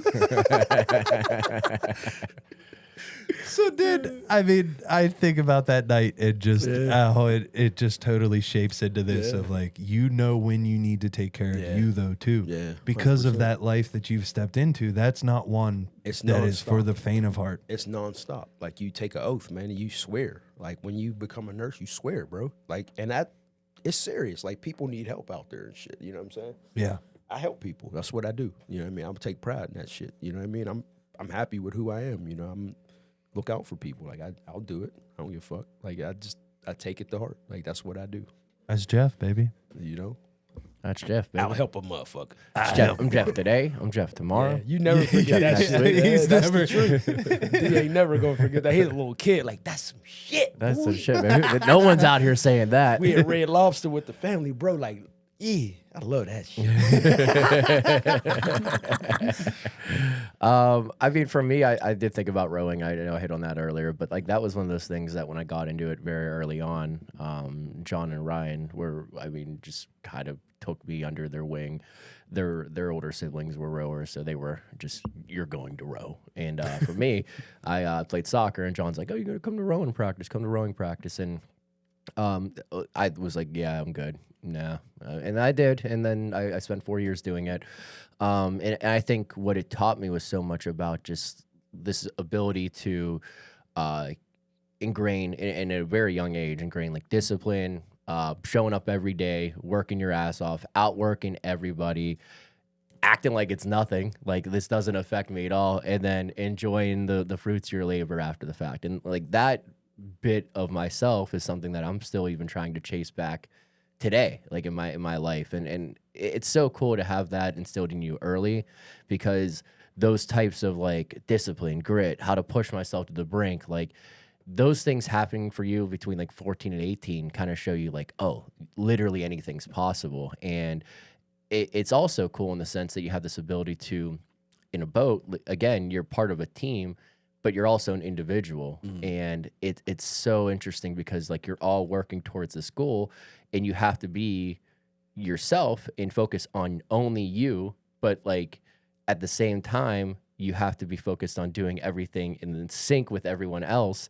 And if you fuck up, everybody fucks up. Like if my paddle gets fucking stuck, that's going to send the boat going this way. And then John's going to be digging his paddle out of the water or whatever, dude. It's tough, but it's so cool because it teaches you so many different things like accountability, trust, discipline, grit, all these things that like I hold true into myself, and that shaped me so well moving forward to the point where like I'm 33 now, and I'm, God, how do I get back to that? And it's so simple. It's truly the first one's always, it's just discipline. It's about wanting it and doing it when you don't feel like doing it, and waking up at 5 o'clock in the morning and getting the river water, the beautiful, totally healthy, non-toxic river water of Pittsburgh being splashed into your face at 5:45 in the morning every day for 4 years is something that you must be a psychopath to enjoy.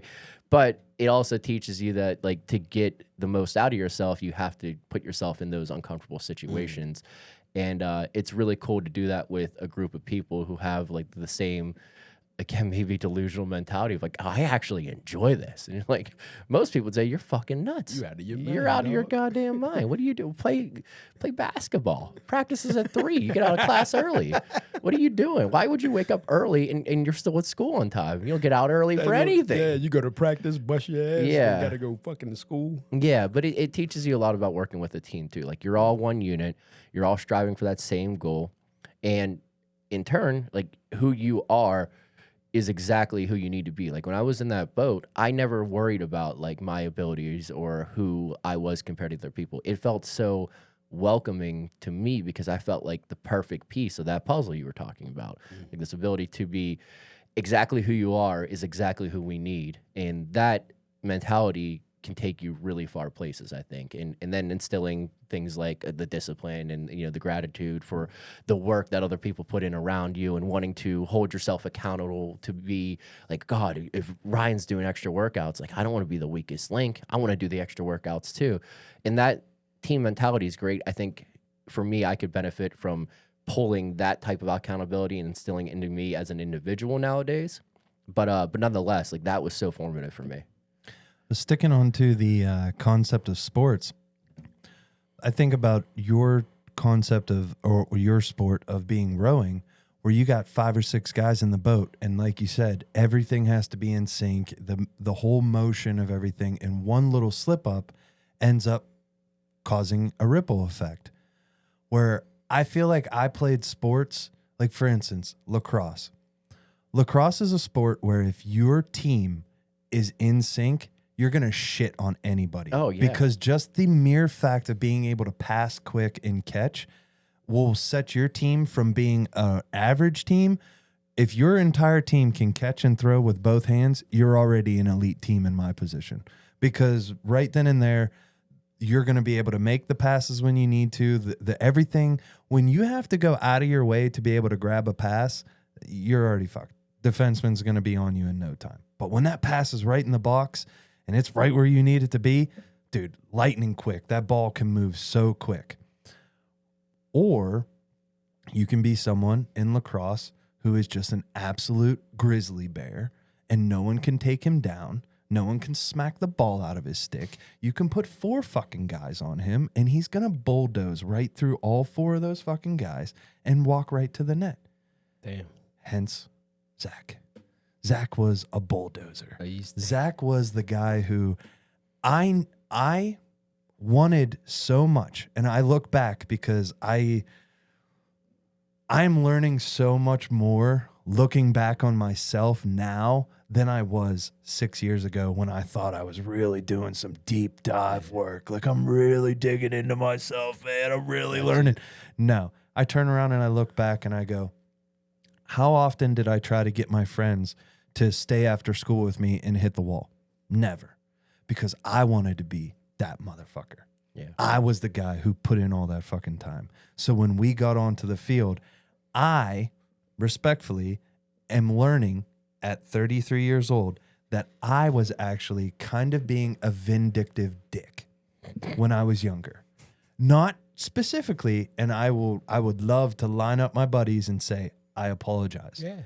Because I was actually being the cocksucker who was like, look what you can go become. Look what you can go do. Oh, you ain't doing the fucking work, bro? That's why you ain't fucking scoring the goals that you ain't fucking scoring. That's why you averaging 1.2, motherfucker. Oh, y'all motherfuckers are gonna boycott me because I made the varsity team? Oh, hence, well, you continue to stay playing the fucking freshman and JV for the rest of your time in high school while I continue to go do the work to get there. I was this guy who thought I was honestly thought, and I believe that at that age, I was someone who thought I was showing the way. I was showing the actual mentality. But I look back and I can sit here and say, don't fool yourself of you think you were taking the fucking high road that whole time, because your little pathetic little ego at that time that you did not have a grasp on and you weren't friends with, and who was honestly probably running a lot more of the programs than you'd like to admit inside your fucking brain, you were probably doing it to be that El Capitan, the gangster, the dude who is that dude, the star of the team, the LeBron, the Sidney Crosby. You wanted that recognition. You wanted that spotlight when you could have shown. And I thought I was doing it. And this is all me just like trying to go back and look at myself at who I was. But I was always someone who every team that I showed up to, school, now work, any career, I kind of position myself into a place to be put into that spotlight. I do the things that would ultimately get you the recognition. I do the hard work. I do the stuff that you got to stay consistent and dedicated with. But I just didn't have that locked in concept of, well, I'm not technically doing any right and I'm not technically doing any wrong. That was where I was still at wits with myself of like, well, is this wrong? And we talked about the shame wizard before, and that dirty little bastard would come in and he'd be like, Shame. For shame, for shame, Zachary.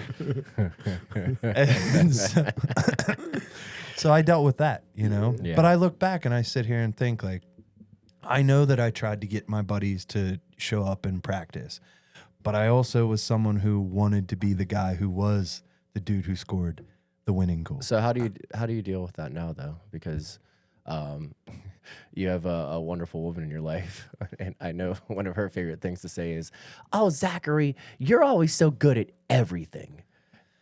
That shit's fucked, and it absolutely ruins me some days. But for me, like, I just talked about how like someone the positive light nowadays as a grown ass man would be to look at you and say, "Oh, well, Zach's succeeding in something. That just means I'm failing." But in true reality, it's, well, Zach's succeeding. Like you just said, though, he's showing me the way. He's showing me that there's a possibility that I can succeed too. So, like, how do you juggle that nowadays? Or maybe not to tease on what Anastasia says to you sometimes, but think about like, yeah, like how do you not like shrink yourself or minimize like the gifts or the work you put in now as something where it's like maybe it is the way to not be some egotistical maniac that I don't think you were in a sense, but I didn't know you then. But also just be that kind of like that light that I know you want to be, where it's like, I want to show people what's possible. I want to empower people. This might come off wrong, but it's when you get to, and for me, when you get to a place of pure love for yourself, you then will start to question, like, why would Derek do that? Or why would Jeff do that? People in your life, you'd question, why would you make that fucking decision? How the fuck did they decide to do that? When you have that love is literally treating every single person around you like they're a kid who's doing it for the first time. And so when you can treat everybody around you in your life like they are a kid doing it for the first time, you then actually truly, in my opinion, have unconditional love for them.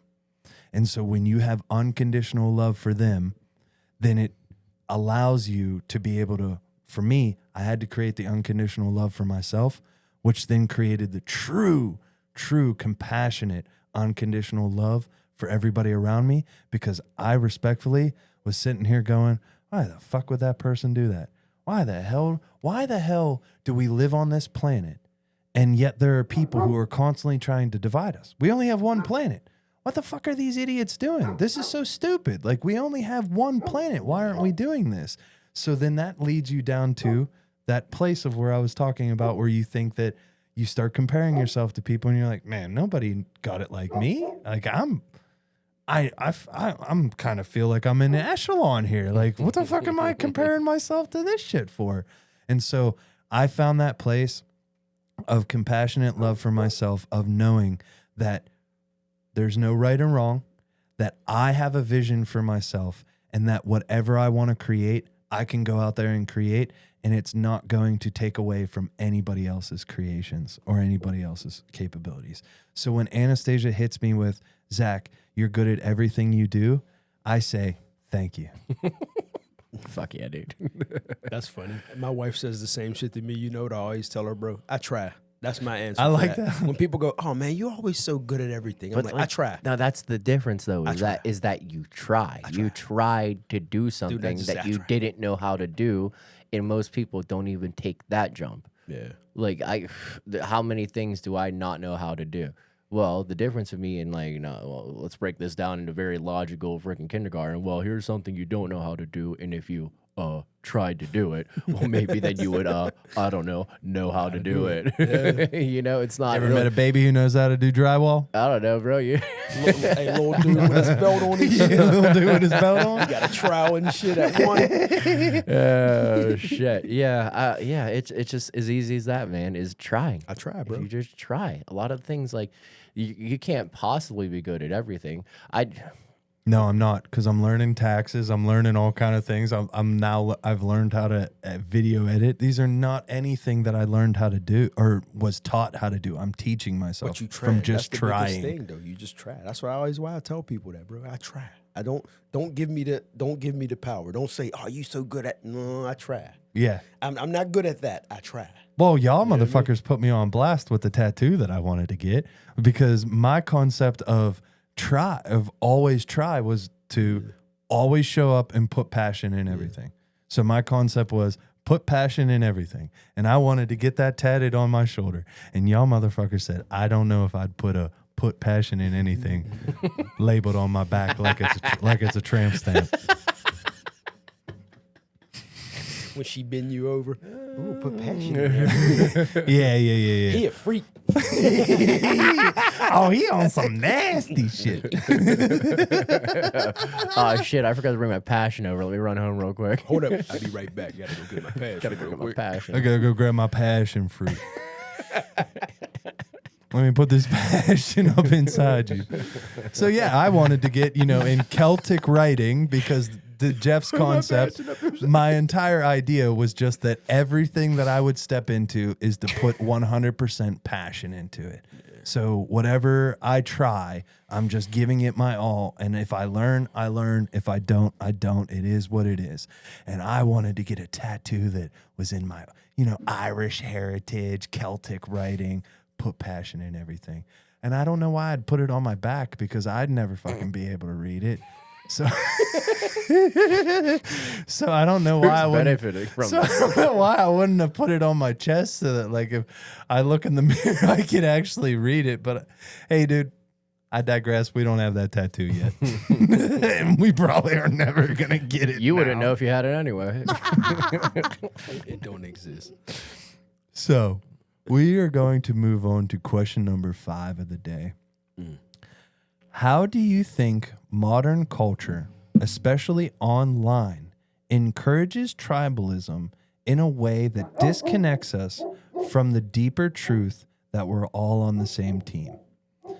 And so I gotta let one of you take this one, D. Yeah, okay. Let me lay this out because I'm sure you got some shit to say. Okay, so I do feel like nowadays it's so prevalent that division is just about everywhere, being divided every day. It's so much easier to divide people than to unite them. And again, literally every year, everywhere. And on top of that, for me, it seems like it's just easier to control people when they're divided. Easy enough. If I got a group of 7 people at work and you got a manager, it's all theoretical. I work in pretty decent culture right now. But think about work. If you have a manager who's like, oh man, these 7, 8, 10, whatever people are all, they all got this freaking mentality about them that doesn't conform to what I want them to believe. Well, I can't convince all 7 of them as a group to abide by what I want, but I could slowly break them down individually. And that is pretty much everywhere. And I think that it trickles down to like people wanting to be right. I think that's the worst one. Yeah, that's tough. I think there's another part of like a lot of people just wanting to be on the winning side. So like there's like, oh man, I just want to be a part of someone who's winning. So I'm willing to divide myself away from Jeff because I want to be right and I want him to be wrong. And both those feel just as good. I'm right and he's fucking wrong. Yep. Oh, love it. Love it. Love it. Love it. On that shit. Yeah, but then there's like the mentality of like, Wrongasm. oh, the wronggasm. Oh man. Damn. I didn't mean to. I was I like not that, trying though. to fucking. I was. Man, not I trying love to. a good wrong. But like, so I think back to like when it feels healthy though in tribalism though, because it does feel like nowadays everyone's looking for what is different about this person than what is the same. Like I've thought about like even people across the world. Who the fuck am I to say? And not against any of you or to the closest people I have in my life.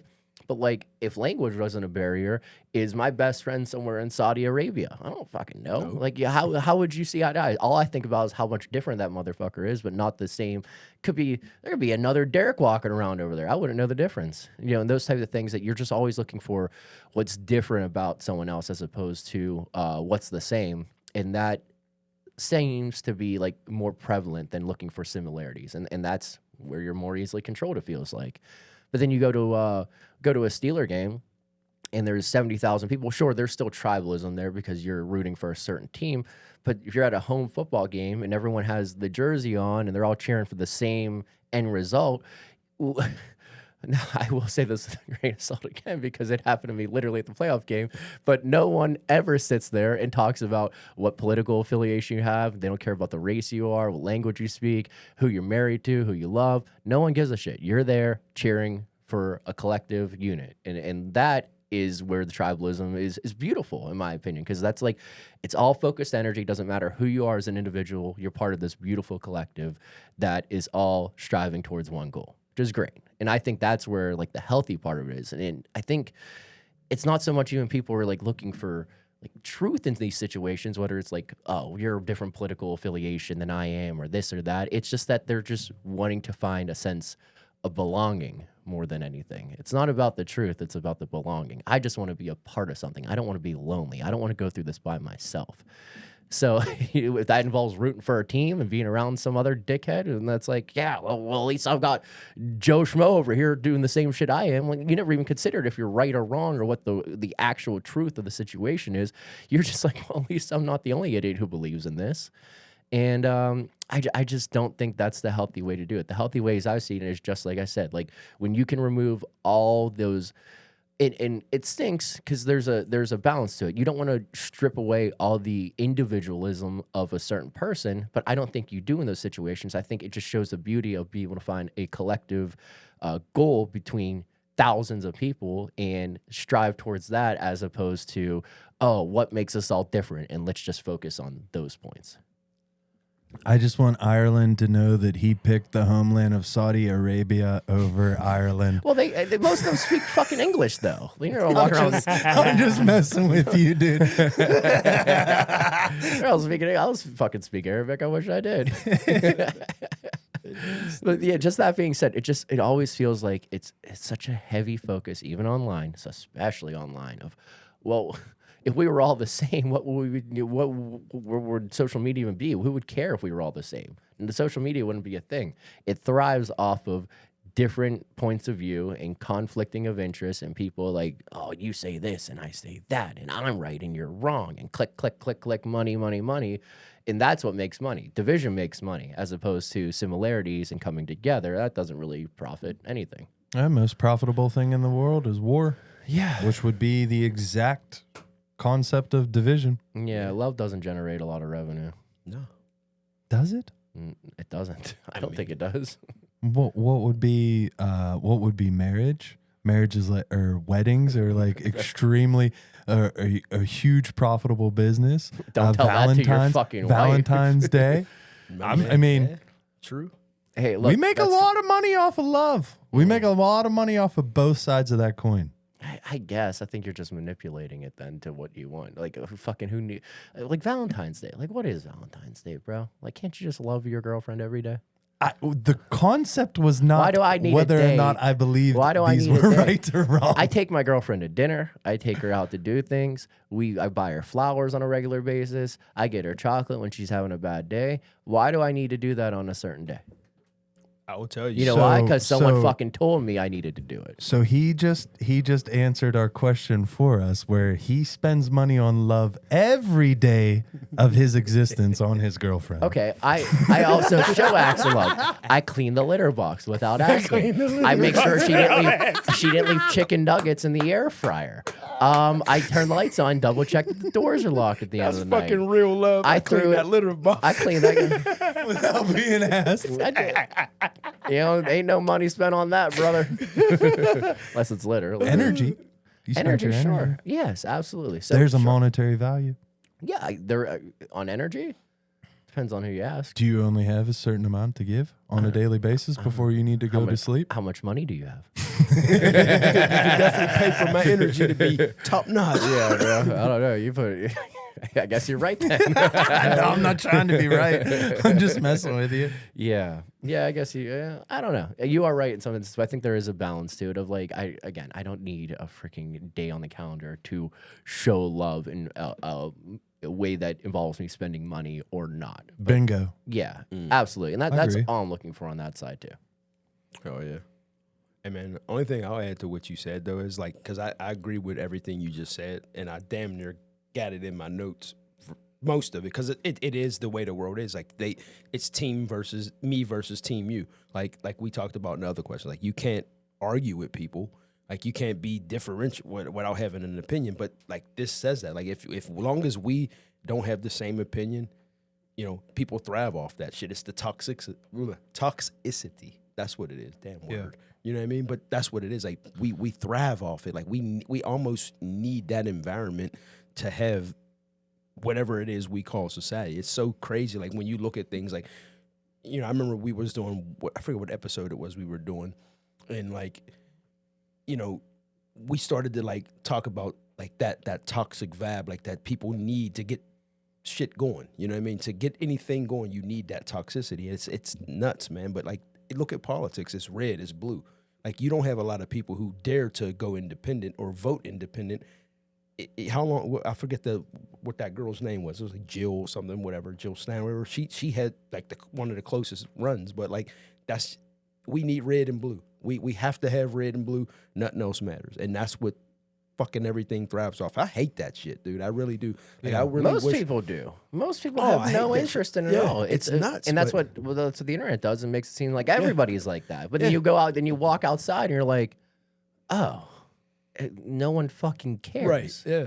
And then on top of that, like as far as division goes, would you say that the most rewarding experiences you have or interactions with people would be when you put yourself out of a comfort zone and you actually connect with someone who's Yes. completely different from you? Yes. 100%. How easy is it? Oh, you have all Yes. the same things in common. Wow, that was fucking hard. See you later. How many times have you done that and been blown away at like, fuck, I would have never been friends with that guy. I fucking love that guy. Yeah. That's crazy. Like Yeah. I would have never even, if you put like ships in the night, I'd have passed right by this motherfucker.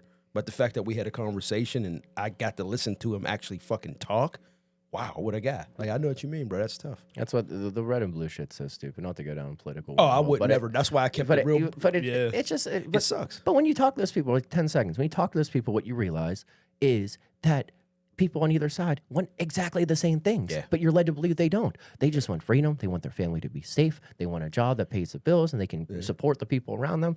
And that's genuinely about it. It's the toxicity I'm talking about. Yeah. That they thrive off it. They need it. Yeah. You know? Yeah, that's to put it in layman's terms without stepping on their fucking free will. That's the group of people who decided they wanted to control this realm, and they don't want to. They don't want to be beneficial in the sense of expanding it, and that all that division keeps the separation happening, like you guys just said. I don't want to put too much blowing up all them sons of a gun spot because I personally would like to keep my karma clean of those sons of guns who like to call themselves the elites or the L-lights as they used to be considered. Said the capital E elite. Excuse the shit out of me.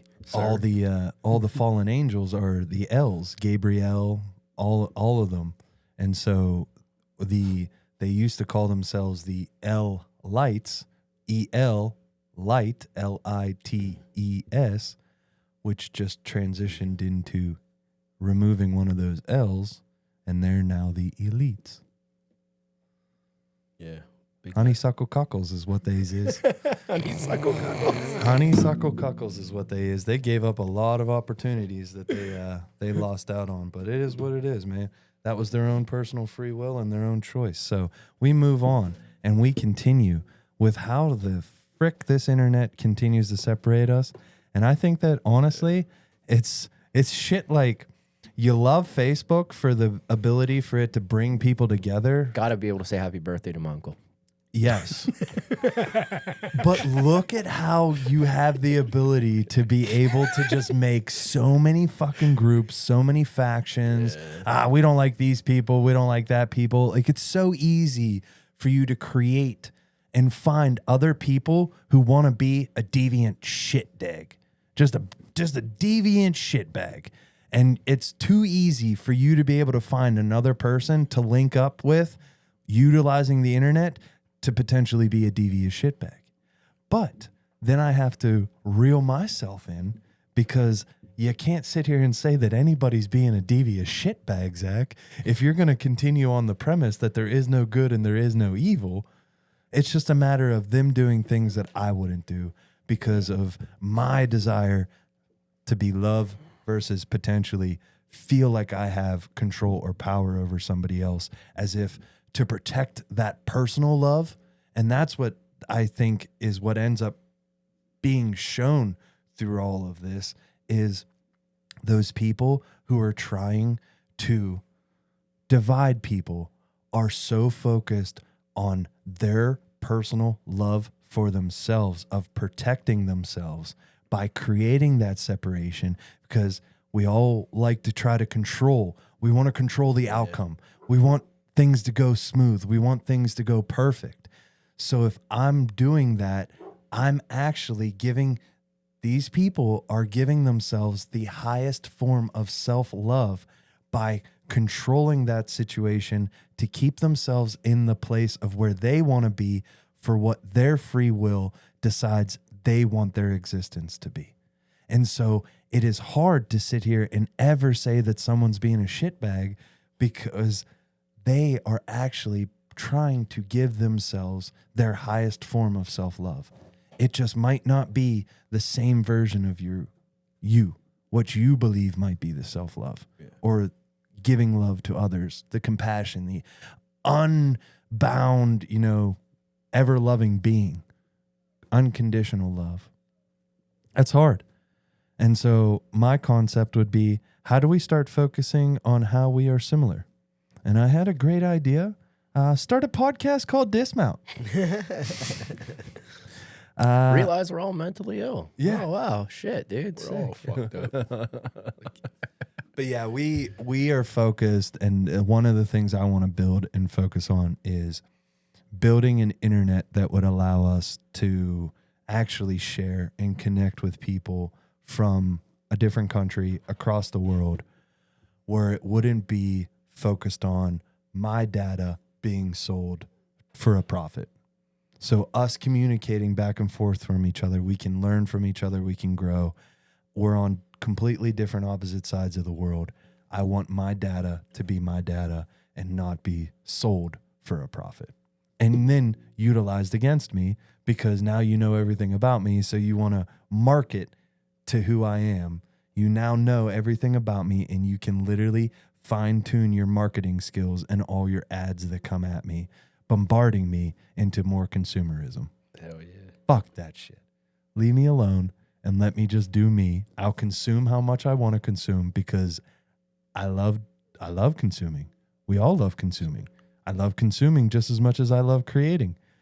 I wouldn't love creating if I didn't love consuming, because I want to create something to be able to consume it. Like, What's the deal with airplane food? whoa! So do you gentlemen have anything else to add to 5? I think we hit that one. Yeah. Yeah. Yeah, I agree. So Beat the shit out of that. What'd you say last time? Beat the shit out of that one. That one can fucking suck it, bro. $5 foot long. smack it like Happy Gilmore. Put the passion in everything. Put the passion in everything. On your back. Right On your above my back. ass. Tramp stamp. Put passion in everything. I think that would be probably, I don't know why I ever wanted to put it on the shoulder. Why was I not going lower back? This is just foolish. Like the amount of times I would have my shirt completely off versus just my shirt Just like your ass this. hanging out. Just my ass hanging out, my plumber's crack, There have been people be like, oh, I understand. Put I passion saw his in ass, everything. but I got a good message from that ass. That ass gave me a good message. That man got a Hank Hill ass, but I did get a good message from him.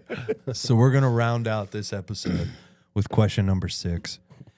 If Team Earth really is Team Earth. the biggest tribe, and I know you caught on to round that ass out, what role do you play on it? How do you lead with that awareness in everyday life? Darnell. Yeah, I just think for me, I look at myself as a connector more than anything, almost like a bridge, and a bridge might get walked on every so often, unfortunately, but it's a necessary part of being a bridge, and I think I could do a little better about that. And I don't think it's a huge issue more than I think it's just a funny thing to say, but I think realistically it's something where I just genuinely enjoy bringing people together, and that's my role, just trying to treat everyone with the same level of respect, try to see people for the similarities we discuss as opposed to the differences that we find in each other, and just meet them halfway. Like meet someone right at the point of like, hey, how are you? Offer you the same respect I'd offer my family, my friends, people I've known my whole life, until they give me a reason not to offer me that. We've talked about it as far as respect goes, but that's something where I just want to make sure that everyone gets the same equal chance with me, and try to find a way where I can add value to the people that are right in front of me. And as far as like changing the world goes, that's as simple as I can boil it down to, is if I'm going to change the world, it's going to start with just dealing with the person that's directly in front of me and showing them compassion and love, and just easily enough a level of respect on that side too. And just stay true to my values, like who I am too, like on my side too. I think that's realistically, like if I can, and not to say my values align with other people, you know, just allowing myself to like really truly be who I am and see Jeff for who he is, and understand that those two separate pieces add value to that bigger puzzle piece, or that larger puzzle we were talking about, and knowing that we wouldn't have a planet like we do if it wasn't for the differences in all of us. That's what makes this interesting on our side. And I think it was even cool as far as like thinking about why I like being a connector even more than like a leader, because I feel like even in my sense of how I approach it, like I don't see myself as the person who comes off as like a leader per se, in the sense of like I need the recognition, I need the C on my jersey, like I need to be that guy. But I think just showing in like the way you act and the way you approach your day to day, people can just see you as a leader without even needing that type of title. So like I don't need to say I see myself in the role of a leader and this is why. Like no, I think I have a very like niche opportunity to connect people in a way that other people can't, and that's the way I see myself. But in doing that, I can be valued as a leader in what I bring to the table. Yeah, you moving like a leader. That's the thing. Is like you can say but you can move like one dude. You know what I mean? That's the difference. And people can lead from example. You don't have to always be vocal. That's a fucking talk about. Please don't talk about it. Like, oh God. Yeah, just hell yeah, bro. Just do your thing. Yeah. Oh man, I'm so good at leading these motherfuckers around here. Oh man, they love the way I be leading. Yeah. I mean, what? But I mean, people just, you know, that's what I said. Like, you know, like a lot of people don't like, they like to be vocal leaders, you know, like they like to be that alpha male voice in the room. And I hear what you said, bro. Sometimes you just gotta. Yeah. And like, even like you think, go back to rowing. Like there were 5 seniors, 4 years, all five seniors were 4-year rowers.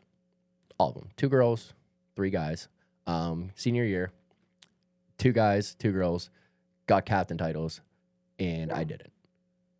At all.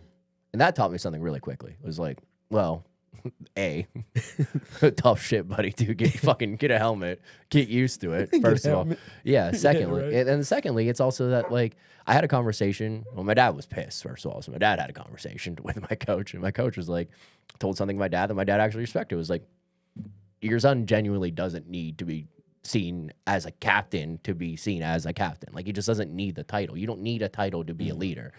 And I've approached my life in that instance too. Like, I don't need to be seen as like the big wig to be carrying myself in the way a leader should and be respected for that. Fuck yeah. Boom. I don't even want to touch it. Damn, boy. I would just challenge you to classify yourself as the bridge builder, not the bridge. Yeah, probably a good idea. I like that. Because you are a bridge builder. You're not just the one bridge that you've created. You're building bridges at work. You're building bridges in your friends group.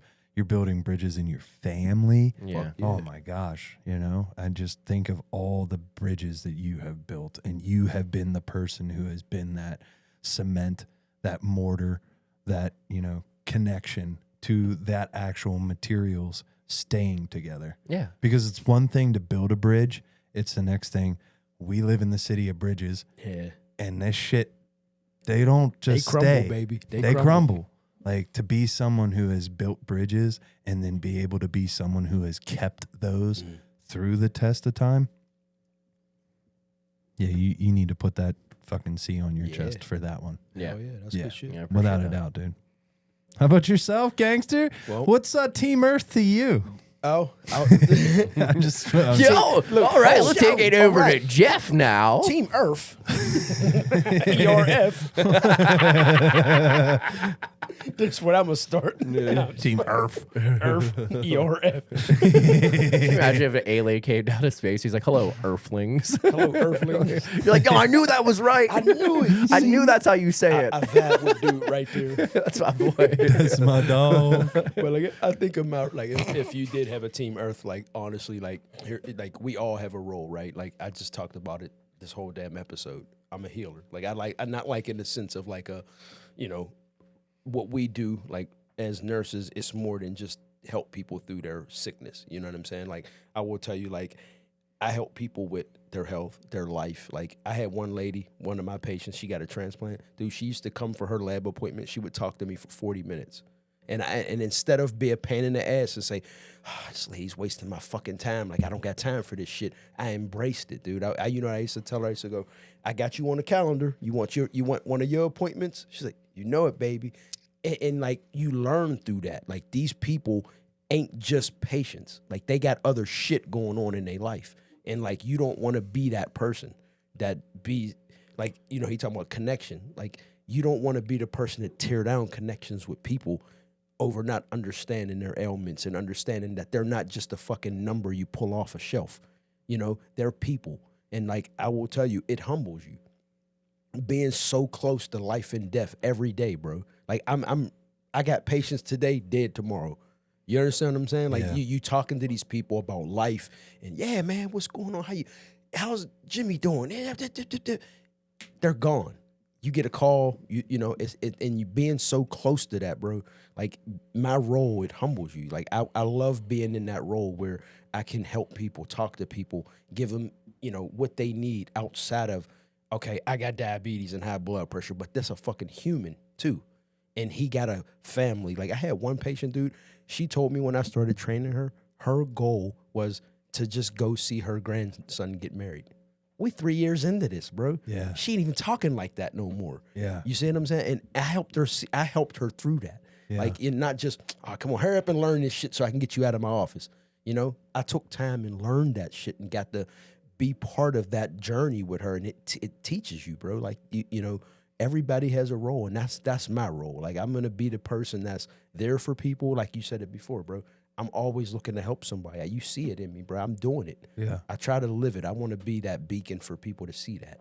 You know what I'm saying? And if that's my role, I'm cool with it. I'm comfortable because I'm good at it. I like doing it. And I don't find anything negative that makes me not want to do it. You know, even, like I said, it's a selfless job. Even looking at people that need me, knowing, man, if this motherfucker just did what he was supposed to do, he wouldn't be here. That's not for me to judge or carry. You know what I mean? That's not my burden. It's my burden to get them through the next chapter and get them through the light that they trying to get to. You know what I mean? And that's where I thrive on it. I love doing it, bro. And I wouldn't mind if we had a team on this planet and that was my job, I would take it with pride. I like that. Honestly. I think the one thing that both of you guys kind of nailed on is we're talking about building connections and building those bridges, but at no point did either of you say this is a toll bridge. Yeah. Where there is an actual value that you have to pay to be able to experience me or have that connection. You know, there's not a monetary value that I'm putting on this of, you know, well, my little brother doesn't bring the same shit back to me. You know, it doesn't feel like my little brother's bringing the same love back to me. Right. I'm just shelling it out to this son bitch. I'm gonna start taxing this son bitch for my time. You know, shit like that is what I'm referencing. Where this is just unconditional love. Yeah. Like that's exactly what you guys are referencing, is that you are giving that ability to the people around you, that I built the bridge. If y'all start blowing it up from that side, that's a whole different different mentality. You've done that, yeah. But this half of the bridge is going to be built, and I built it the whole way. If you crumble that side, it is what it is. I'll be here to help you pick up the pieces if you want to, but there's not a monetary value to your connection, that growth that you could have together. I would say for myself, I think that I changed recently, because originally I considered myself a non-complainer cleaner. And so what I meant by that is I'm the kind of guy who would, originally I took this as like, how am I going to protect Team Earth? Like, how am I going to show Mother Nature that I love her? So I took this as like, well, I'm the kind of guy who goes out and cleans up my street whenever there's trash, stuck in the fence across the road. I'm the kind of guy who, like, if I'm out in nature, I'll throw some fucking trash in my bag, even though I don't want to deal with somebody else's trash, just to get it out of nature. But then I kind of transitioned and I thought to myself, what actually are you doing and building right now? And I truly think and believe that my role right now is to be a role model for not allowing self-healing to become a God complex. And what I mean by that is you're going to go down this route of healing yourself, because for me, I am so fractionalized from being actually back to connected to source as being a human. And so if I'm going to go down this path of healing myself up to the ability to be the same frequency with that overall collective consciousness, with that, the source, God, whatever you might want to classify it as, touching my divinity, being able to astral project, go off into the spirit world, whatever the hell you want to classify it as. You might think it's woo-woo, psychic, all that kind of rad shit. But I think that on that journey of self-healing, when you get to that place of when you've fully healed yourself, what I was referencing earlier of comparing yourself to others, you're going to sit there and go, well, who the hell can hold my jockstrap at this point? Like, the fuck? Like, Johnny ain't coming to fucking take my nah. Johnny ain't got it. Johnny ain't got it. Not Johnny. Never Johnny. Not Johnny. But I will say that I definitely am someone, and the reason why I'm leading with that focus is because I think that there are some people who gain that power and that influence, and that's something that we're growing here. We're growing influence. We're growing the stretch of where our podcast goes out to more and more people. And I think that there is something that needs to really be focused on. Spider-Man, with great power comes great responsibility.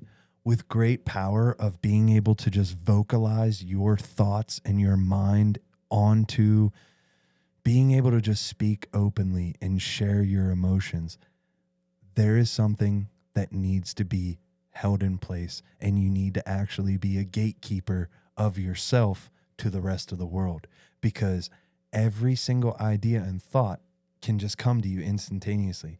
That doesn't mean that you need to share every single thought and idea with every single person, or there might be things that you go, whoa, the fuck do I have that thought for? Hold up. I can see how that would stem to, no, that ain't good shit. Why did I even think about that? You focus on bringing the light that you want and bringing that overall collectiveness back into the sense of that's where I come from, of being a role model for self-healing. At least that's what I think. Because me personally, I have been through the ringer, not in the sense of where other people have been through the ringer. I haven't been physically abused. I haven't gone through crazy things. But for some reason, my mental illness when I was in my teenage years made no sense. It makes no sense because of the life that I had, the family that I had, the connect, all that type of stuff. You look back and you're like, okay, I can see where you allowed your brain to envision these in that way. But in reality, brother, you didn't have any comparison other than just what your existence was. And so your mom working in children, youth, and like CYF, and even contemplating any of the things that she would be dealing with that you see on the news on a regular basis, like, holy shit. Now my world just got blown up to where it was like, I thought that just because my dad had to work 3 jobs and wasn't around to spend time with me, that I was in such a horrible fucking place. That just meant that there was always food on the table and that I was always taken care of, and that someone was always busting their ass to make sure that I had the best opportunity. So you can sit here and go, well, my dad doesn't love me, he's never around. Or my dad loves me so fucking much that he's doing all this shit to make it the best opportunity for me. Right. So my last piece of the puzzle on all of this for me and I'm gonna just ride out. You guys, I want you guys to share. You guys got anything to ride out on this episode first? He said, "Fuck you, dude. Are you shitting me, I just Clark?" feel like whatever I'm gonna say might be steamrolled by whatever you're going to say because you always got some fucking shit to say, dude. Good. Fuck it. No, realistically, I think as far as this, like, for me, and what I took from digging into this is just trying to align myself with me as an individual and then me with the right groups, not just any group. It's not that I'm going to fit in every group. I'm not going to be. And being genuine to yourself and not trying to force yourself into that puzzle where your piece might not fit, you're doing nothing for yourself. You're adding no value to your own life or even to those. And if you can be honest with those groups, they'll probably appreciate you more. Like, yeah, dude, I don't even know what the fuck you're talking about. You know what I mean? Yeah. So the more you can be aligned with who you are and start to identify like those groups that you can be a benefit to and that can be a benefit to who you are, those are the ones that are going to change your life, in my opinion. And that's what that's done for me. And being sure that you're not just shrinking down who you want to be or what groups you want to be a part of, what tribes you want to be a part of, based off preconceived notions or what others have told you to believe about those groups. I'm so glad you just shared that because my last statement is only a question. What do you have on the ending of our story? So what I was going to say is only thing I'll add to everything, like accumulatively what I said about my career and my life so far with pertaining to just this topic, you know, I talked to you about like the like you just said, y'all, the positivity of doing my job and what it brings. Like when you wake up with that purpose every day and you know you have a positivity and you have that vision, it's easy to spread positivity, bro, and watch those seeds grow because you know you poured into something and you can watch it grow because you know you poured into it with effort, positivity, strength, courage, whatever you needed. You handled it, and then you didn't take the norms that everybody says, the tribal things, the box you're supposed to be in. Get up out of that box sometimes, you know what I mean, and learn who you are and stay true to yourself. Honestly, some people don't do that. They let people put the box, and they stay in that fucking box and never get out. Jeff is telling you to go back and watch our episode Labels, Get in the Box. I can't remember what episode that was. Yeah. 39, I believe. Yeah. I'm just joking. Before my time. Before his time. Yes, before Jeff's time. BJ. Before Jeff. I roll with it. Fantastic. Great for this entire country. BJs are fantastic for the world. So we give the greatest BJs.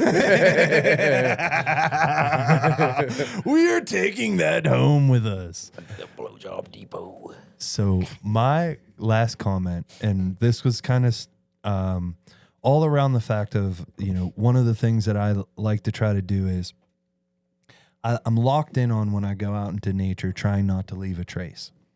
But in terms of my life, I sit here and go, do I want to leave a trace or do I not want to leave a trace? And I jumped onto this question. There are people who are slugs and then there are butterflies. Which would you rather be? So the slug is the guy who's moving along slow. He's leaving a trace. He's leaving a slimy frickin' trail behind him. And this is not me saying that slugs are bad. That's not what I'm trying to say. Because they play their purpose. Mm-hmm. But then there are butterflies who are just, we have heard of the concept, you know, of a butterfly's wings, you know, changing reality, the butterfly effect. And so that butterfly goes freely, moves freely, goes along with all of the ness of everything around it, but it's not leaving a trace. But you always see the beauty of the butterfly as it's leaving a trace through the sky. But it doesn't leave something behind it to where's that I'm not leaving any karma or bullshit or anything for Jeff to have to clean up behind me. Right. I'm going through life where I'm leaving a trace of the positivity and all of that greatness, but I'm not leaving a mess for anybody to clean up behind me. That's great. I want to be a butterfly, but I might have to come out of my cocoon. All right, y'all. We always say don't trust us, trust yourself on this podcast, and there's good reason for that. If you can't trust yourself, then who are you actually going to be able to trust around yourself? Well, I guess we just debunked that. All right, well, podcast over. Last episode. Call it quits. Roll the tape.